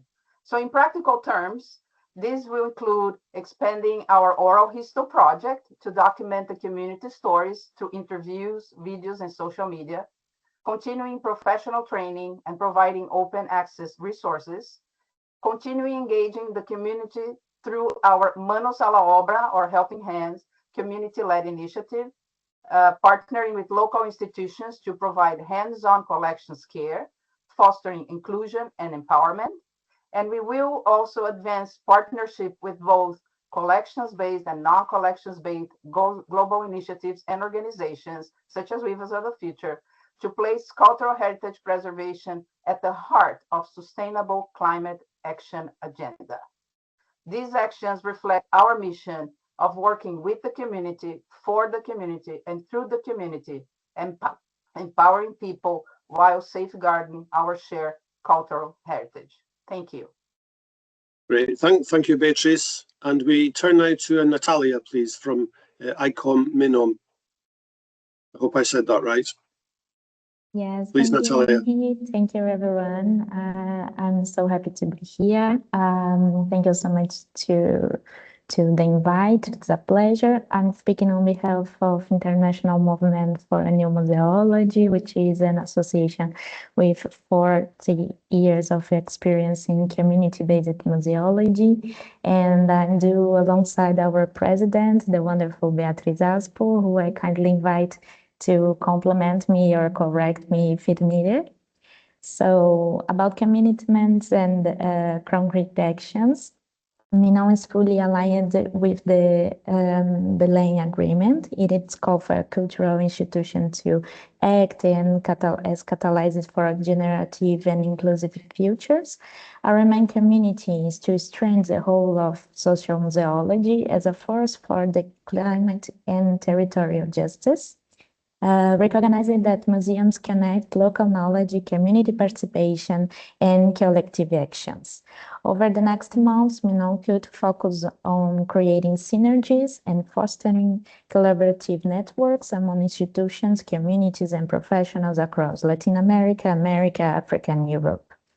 Our goal is amplify cooperation between community museums, eco-museums, and academic and civic partners, promoting the exchange of methodologies, research, and collective reflection on how culture can drive social and environmental transformation. So, in practical terms, we could facilitate connections among existing networks working on a social and climate justice through culture, supporting sharing communication platforms for dialogue and visibility of local practices, collaborate with initiatives such as Waivers on the Future, ICOM Sustain, ICOM Somos, and Apoio Online to co-create strategies to align cultural action with the Paris Agreement and the Glasgow Work Program and Action for Climate Empowerment and, of course, Berlin Agreement. So these steps mean things to ensure that museums and cultural institutions are recognized as active partners in climate action and regenerative futures, not only as places of heritage, but as places of participation, care, and transition. Thank you. Lovely. Thank you, Natalia. And lastly, we come to Doug Warts, please, in Canada. Hello, Doug. Hello. Yours. Great Hello, to Doug. be here. Yes. Thanks so much to everybody for all the contributions that have happened so far. I'm a little bit different in this category because I'm not really connected to an organization other than myself. But I have been in the field, the museum field, for over 50 years now, and the last 30 of those has been focused on the problem of culture and sustainability. And it's been an interesting path, and I have I worked with mainstream museums, not eco-museums, at least early on. And I realized where this gigantic gap exists between cultural organizations that are created and operating and trying to do things that are concrete, and the place that really needs to go through change, and that's the living culture, which is all around. And doing something that is catalytic at the organizational level is absolutely vital. But you have to be able to measure impacts not only within the organization, but within the community in order to see whether or not you're moving towards or away from what you think you are hoping for. And so that's what I have been doing. And I put together a list of some of the big themes when I talk to museums about these kinds of issues and students. I talk about the importance of identifying that gap between the cultural organizations, culture as organization, and culture as the reality of people on this planet. I also talk about the problem of how those organizations were created with legal structures, usually as nonprofit corporations, and that those things need to be changed as well, and there are often obstacles in the way of moving forward. The building of social cohesion and the production of a vision of a sustainable future seem vital to me, but not at all simple. And I think it will take a lot of experimentation and the sharing of experimentation to really make that clear for everybody to move forward. And also the notion that culture is a continuously co-created phenomenon in the world, and that is, it's where I think sometimes the principles of tradition, of particularly of collections and exhibits, get in the way because they aren't necessarily the best tools to actually address the change that's required. And I think my time is up, and I will leave it at that and pick things up later. Thank you. Okay, thanks, Doug. And we'll move straight to the next question because we've still got quite a lot to get through. So the second question is to ask people, well, what is it your organization needs and what can it offer? And again, I'll just ask people to try to be brief in their interventions so we can have time for the interactive bit at the end. So we'll turn first to Yara again, please. Hi, Yara.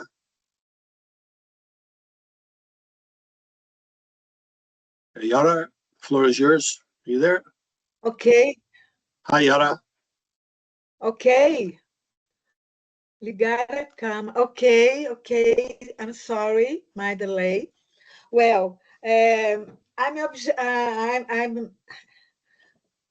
we from a break receive we did three aspects to consider. The first two I answer in first question, and the third I will talk that a break may also revisit the concept of good living worked on during the 5th International Meeting of Ecomuseums and Community Museums that take place in Juiz de Fora, Brazil, Minas Gerais, in 2015. In our understanding, good living, the concept of good living aligns with bioregional characteristics. So we can talk more, but I think that there are too many people to talk, and I'm respecting it. Okay, thank you, Yara. Thanks for your consideration. And we turn next to Bridget, please. Bridget McKenzie. Oh, I've suddenly appeared. Hi, Bridget. Hello. So yes, in Climate Museum UK, we have never had any core funding, any sustained funding, and therefore we've had we've never employed anybody. Nobody has ever had any kind of salary. So we need funding, but I'm not asking you for funding. What I'm asking for really is that collective support for the role of regenerative cultural organizations. So the problem that we face is that cultural funding is based on a model of culture as entertainment, as commodity, as contributing to the extractive growth-based, capitalist economy. So what I'm really hoping for is that this agreement and this collective advocates for the role of museums for social transformation and adaptive resilient change. And what we can offer is the immense resources and practices that we bring as a collective of around 50 plus people working in places across the UK. And some of that is condensed into the Earth Talk community. So we offer that as something that people can join. And yeah, I'll stop there and maybe look forward to meeting some of you in that. Yeah, thanks, Bridget. And it's great to hear that there's such a great offer of, that's how you bring so much to the network. That's wonderful. And we move next to Kay, please, in at Barbados Museum.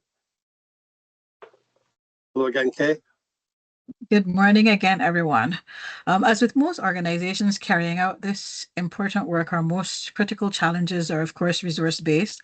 There's a lot that we can offer, but we're usually in need of critical fiscal resources to support both the work and the people who carry it out, mostly our youth and our community activists who collaborate with us to achieve these common goals.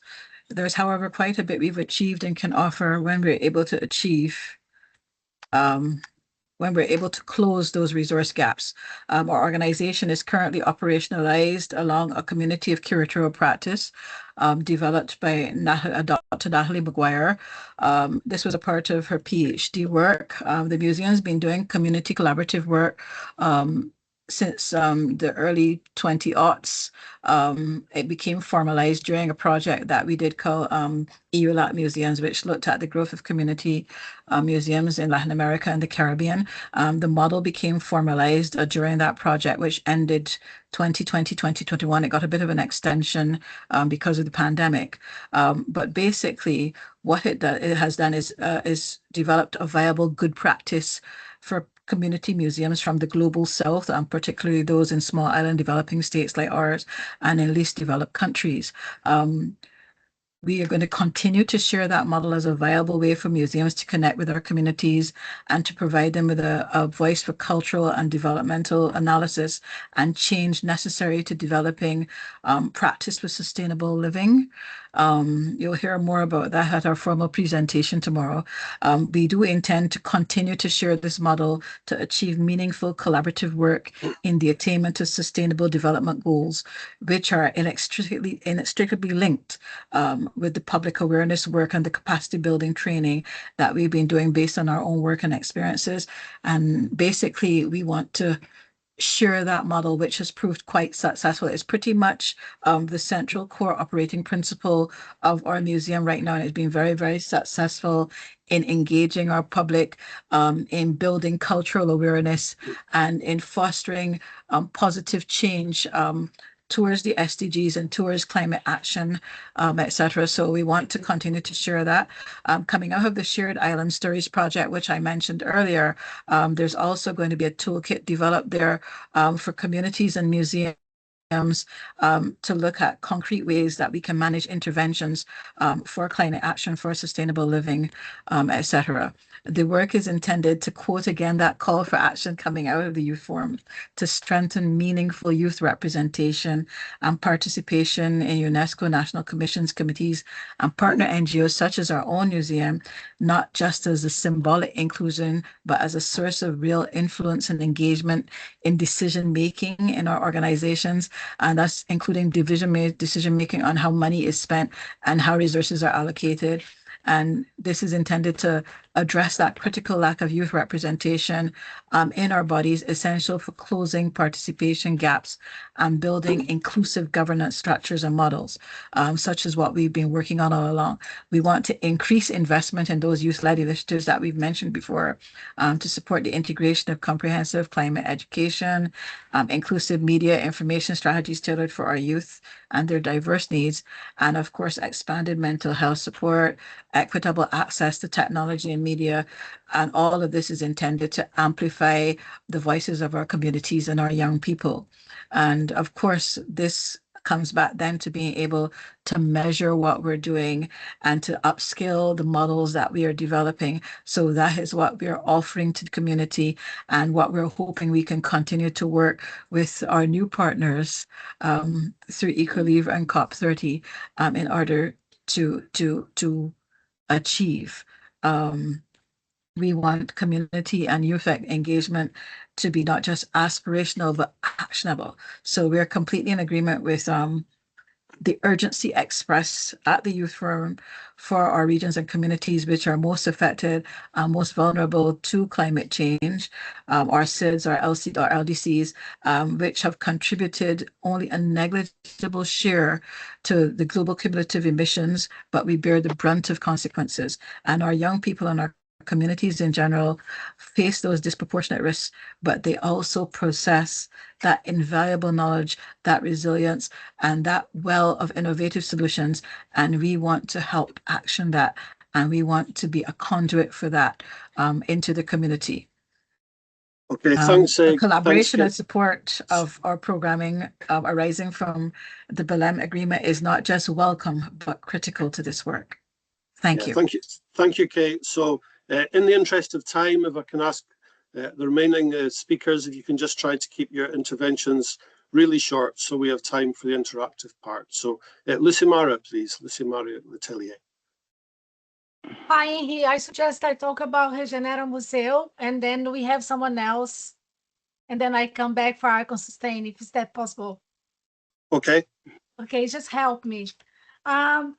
So at Regenera Museu, we are an independent organization, very similar to when the UK Climate Museum started. We are starting yet, we have 9 years, but it has been an independent work, it's an endeavor, it's an entrepreneurship.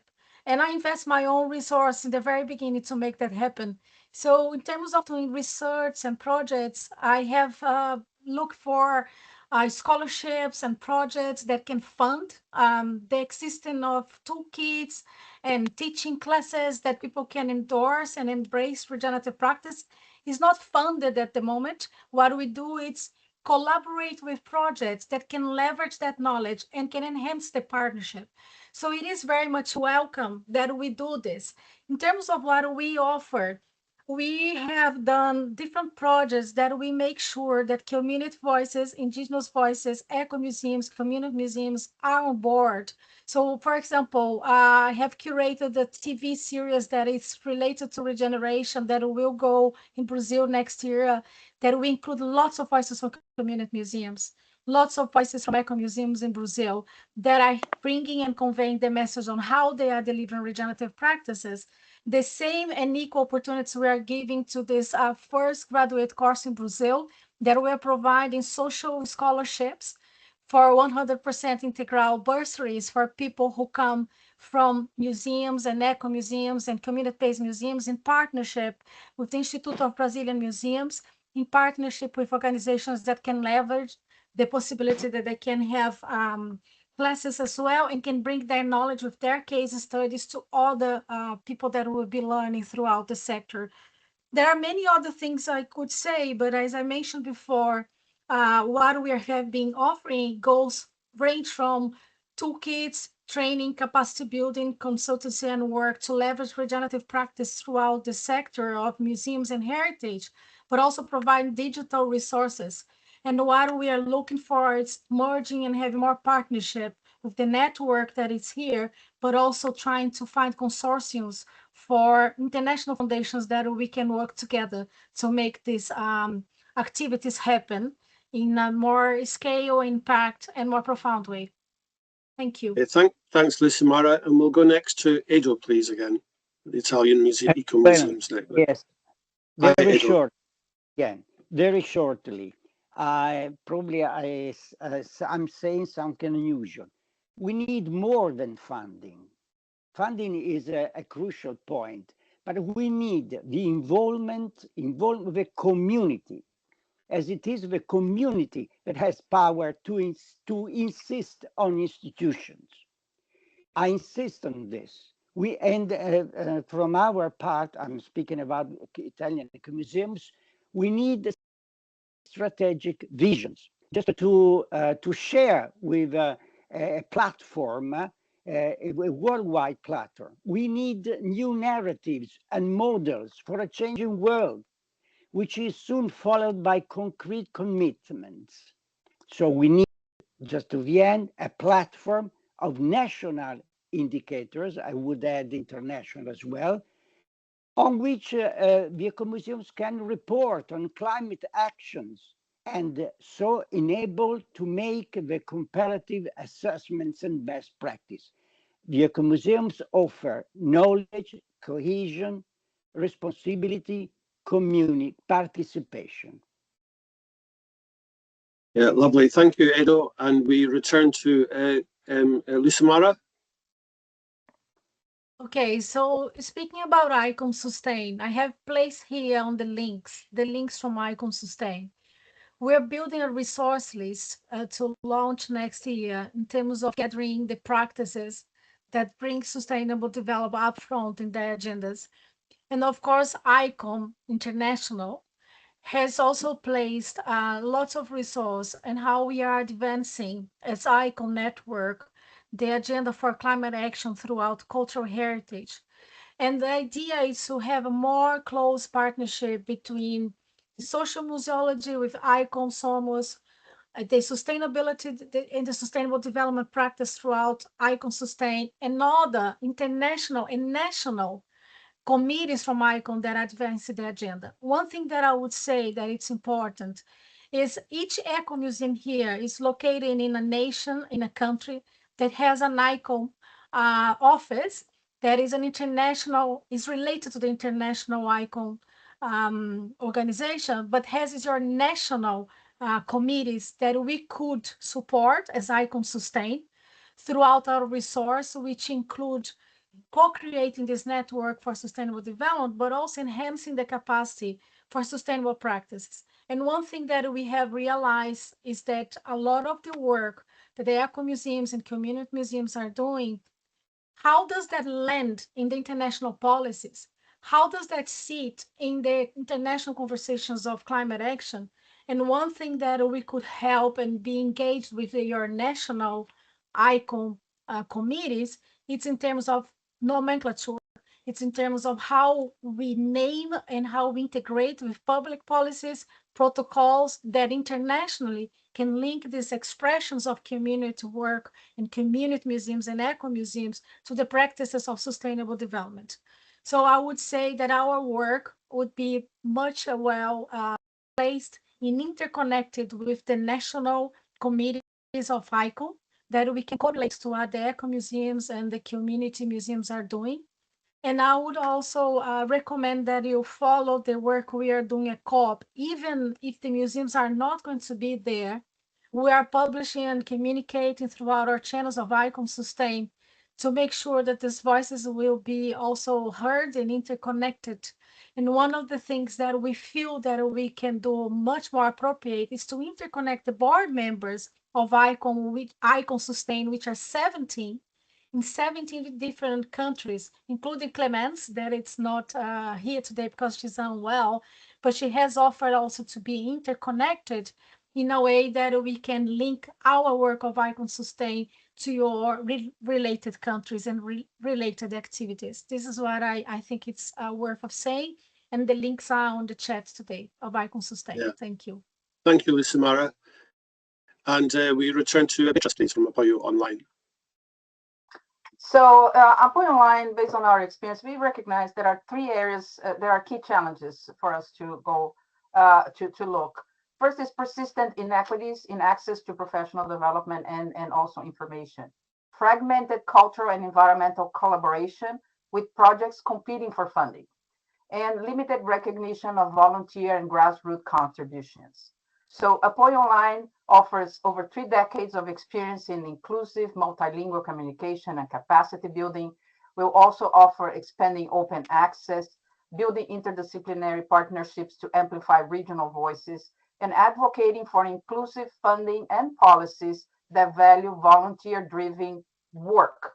We offer our model of community-led education and collaboration, exemplified in the Mano Sala Obra, our expertise in translation, ensuring knowledge is accessible across linguistic, economic, and geographic barriers. We offer our network of over 6,000 members from 39 countries, fostering regional and intergenerational dialogue, and we will stand ready to contribute our expertise, network, and community-driven approach to advance the shared vision of the Belém Agreement. Thanks. Lovely, thank you. And we return next to Natalia. Italia. Okay. Sorry. No, I haven't Natalia, understood. Edo, it's so similar. I totally understand. Thank Natalia, you. Italia. Sorry, Natalia. Okay, so I will take the floor. Thank you, Henry. Thank you, Edo. What we now can offer to this network is over what I start to mention, the 40 years of experience in the community-based museology as a living laboratory of participation, education, and local empowerment that directly supports the goals of the Belém Agreement. So we can share methodology of co-creation, access to a global network of partners, and case studies that demonstrate how museums strengthen civic engagement, social inclusion, and regenerative economies. What we need is to deepen cross-institutional collaboration, particularly with environmental and educational partners, and to access shared platforms for training, funding, and impact evaluation. Our main challenge this time is remain bringing the gap between global cultural policies and the realities of small, under-resourced community museums. Many of them embody the regenerative principles we talk about, but lack visibility and support. The solution lies in governance models with where communities are not beneficiaries but decision makers, ensuring that commitments made under Belém Agreement translate into genuine local transformation. Together, we can weave a stronger, fairer, and more resilient cultural ecosystem for our shared future. Thank you. Lovely, thank you, Natalia. And lastly, we come back to Doug, please, in Canada. Thank you again. I am just going to put a few links that I think might be useful for people and their organizations that I've been working with over the last several years. And some of you may already know them. The Design School for Regenerating Earth, which is located in Colombia, in Barichara. And they're doing all kinds of interesting things on regeneration. The Donald Economics Action Lab, which I think most people have probably encountered Kate Rayworth, and that organization spreads across the world doing interesting things. So great potential partners for activities. The Wellbeing Economics Alliance is also probably known to you. And you may not know about R3.0, which is a think tank, and R3.0 sort of refers to redesign for resilience and regeneration. And amazing people, they're interested in what I think they're all receptive to is the notion that culture is actually woven into the fabric of other activities around the world, and trying to find partners that do that is an important part of our work. So I'll leave it there. Thanks. Yeah, thank you, Doug. And then it's great. So we've got 15 minutes left for this interactive part where people can share their views and ideas, because one of the great benefits of the digital world is that we can do these kind of things. So I'm going to put it into the chat, and hopefully you'll be able to see this. Is to ask you first, where is it that you are based or where you work, and how is your organization committed to the Belém Agreement? And please just add it into the chat.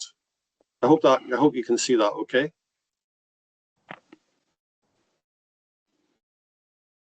Yes, please. Okay, brilliant. And we can have a few minutes for each question. There's 3 questions. So there's no hurry, no pressure. But you asked for a question. The question should be in the chat for you to answer. Okay. Sorry. For all of the participants to answer. So everyone who's listening, wherever you are in the world, we just want to hear from you. Who starts? Who starts? No, who starts? No one. So whoever, and reply it in the chat. Sorry, I've just written it. Yeah, but I don't see it though. No, at the beginning, I just wrote some lines. I just wrote it.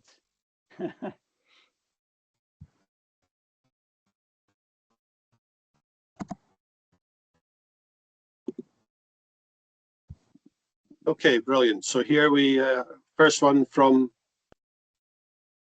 Bridget. Great. I see some more.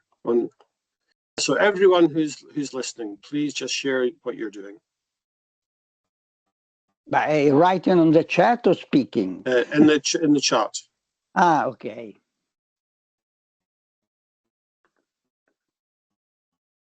Because we are 30 people in present, so it'd be great to get 30 views.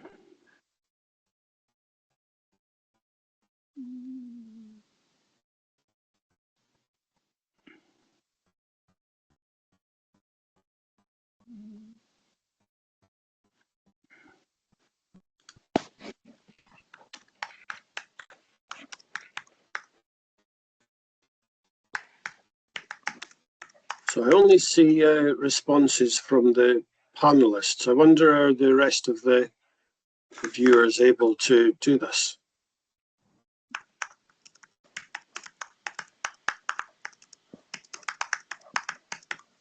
Oh, no, we see some.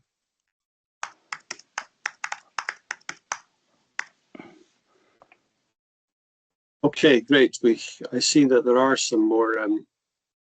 So yeah, please share your views. We're all in this network together.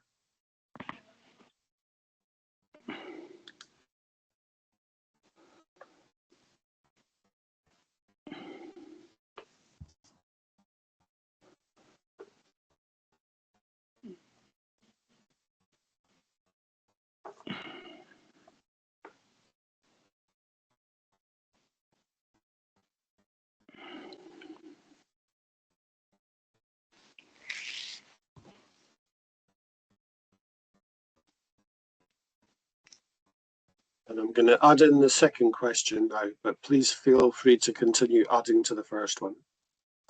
The second one is, what do you need from the network and community of practice, and what can you offer? So the same question that we asked the panelists.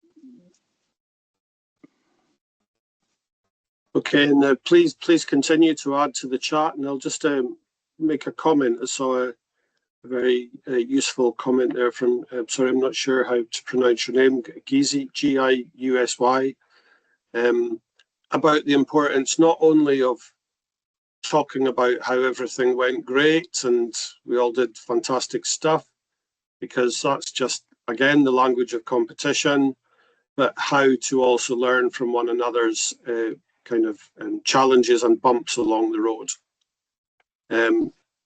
Because it can be, very, unfortunately, the cultural sector has a lot of competition in it. It really gets in the way. So how we can have a network, a bit like some of the speakers had mentioned about how we can just have a different set of priorities, which are not about huge numbers, massive budgets, which unfortunately usually come with huge carbon footprints.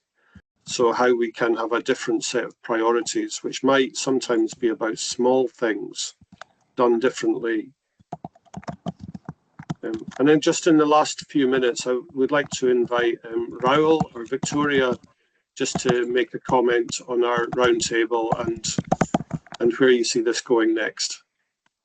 So just to put you on the spot there, Raoul or Victoria, please. Yes, Victoria, can you start about this? Then I close the panel. Yeah. Okay. Yeah. No, I thought it was really great. I loved hearing the hard examples that people were actually giving of what they're doing already. It's just really inspiring, and yeah, talking about the challenges of what people need. Obviously, funding's a constant, but I think a lot can be done with supporting each other and sharing our knowledge and resources, and I think that's really vital. I mean, obviously, most of the people on the round table come from bigger organisations, but I think it's really important at that level. But I think it's incredibly important when you get down to small grassroots level, that if we can get people at that level knowing they can access this network, which hopefully they are. There's at least, I think it's 39 community projects put in the exhibition, isn't there, Raoul? And if we can spread that throughout, moving forward throughout the years as well of the 3-year projects, and get more people involved, and they can see it as a resource that they can tap into for knowledge. And like you said, Henry, about, not just sharing the good things, but actually it's that problem solving. It's like, well, we've hit, we want to do this, we've hit brick wall, this hasn't worked. Can anybody help? Or we're really trying to find out this information, can anybody help? Because there's such, even just in this room, there's such an amount of knowledge in the room and experience. I think that's incredibly valuable. And that for me is what I like about the Weavers of the Future. It's that network, that sharing, that collaborative, not competitive, like you said, Henry. It's that collaborative, sharing of things freely given and freely taken. And I think that's really important. So I'm inspired by today. I hope it's gone better than I thought. And I thought, I think it will, hopefully if we can carry that through, that sentiment, I think it will be really good. Raoul, over to you. Thanks, Victoria. Yes. Raoul. Yes, I think I agree with Victoria. We need, I wrote also about my museum in Italy, Parabiago Eco Museum. We need to learn each other, and I think starting from here about through the sharing of the experiences, practice, tools, and so on, we can go on for the next step, because we have a lot of steps. Victoria said about this. We have 2 days tomorrow and the 6th of November of EcoLivre meeting, and then other things in our agenda. So I think the work is starting now, and I hope that it go on. So before closing, I leave you, Henry, if you want to close this interactive session. And I thank you very much for this for chairing the interactive session. I also thank all the people, all the panelists to do this, to join the interactive session. You can also send us other ideas in the next days of the meeting, but also by email in the next day. So, Henry, if you want to close this session, please. Yeah, thank you. And I think I'll kind of emphasize a point that Edo has made a few times, that it can become very easy for museums to think that they're going to come along and be the solution to someone else's problems, or they're going to come along to use this metaphor of the weaving the future. The museums or the network can't really decide on the pattern, what it is that's going to be made, how it's going to be used. That has to be done by the people who are going to use it, and that has to be the community. So, I mean, I use a slightly different metaphor, because it's quite common to hear of culture talked about as an instrument for sustainable development. But if it's the institutions who decide the tune, they decide who plays it, all of these things, they're kind of getting in the way. So I really listen to Edo's point, and I really value that very much. And it's been thank you everyone for taking the time today. I know there's a lot to cover in a super short time, but it's amazing what you can do in an hour and a quarter. So thank you very much, and I wish you well for the rest of the conference. Thank you. So thank you again, and we are at the end of the first day of EcoLivre, and but tomorrow tomorrow we have another day in English, and on 6th of November in Portuguese. So we will have a lot of practice, very, very interesting practice, both in the worldwide and also in Brazil. Before closing, I share my screen, and I have to tell you something very important, because I announced that the final version of the agreement is available on our website, and I kindly ask you to vote the agreement. You can vote using the link that maybe it is in the chat, and also using this QR code.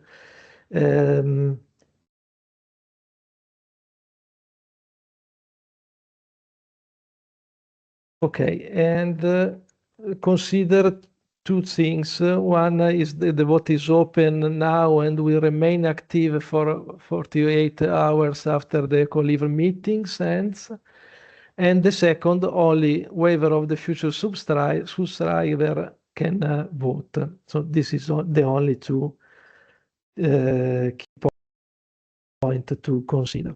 And the other things that is to tell you that for tomorrow the starting time is the same of the today meeting.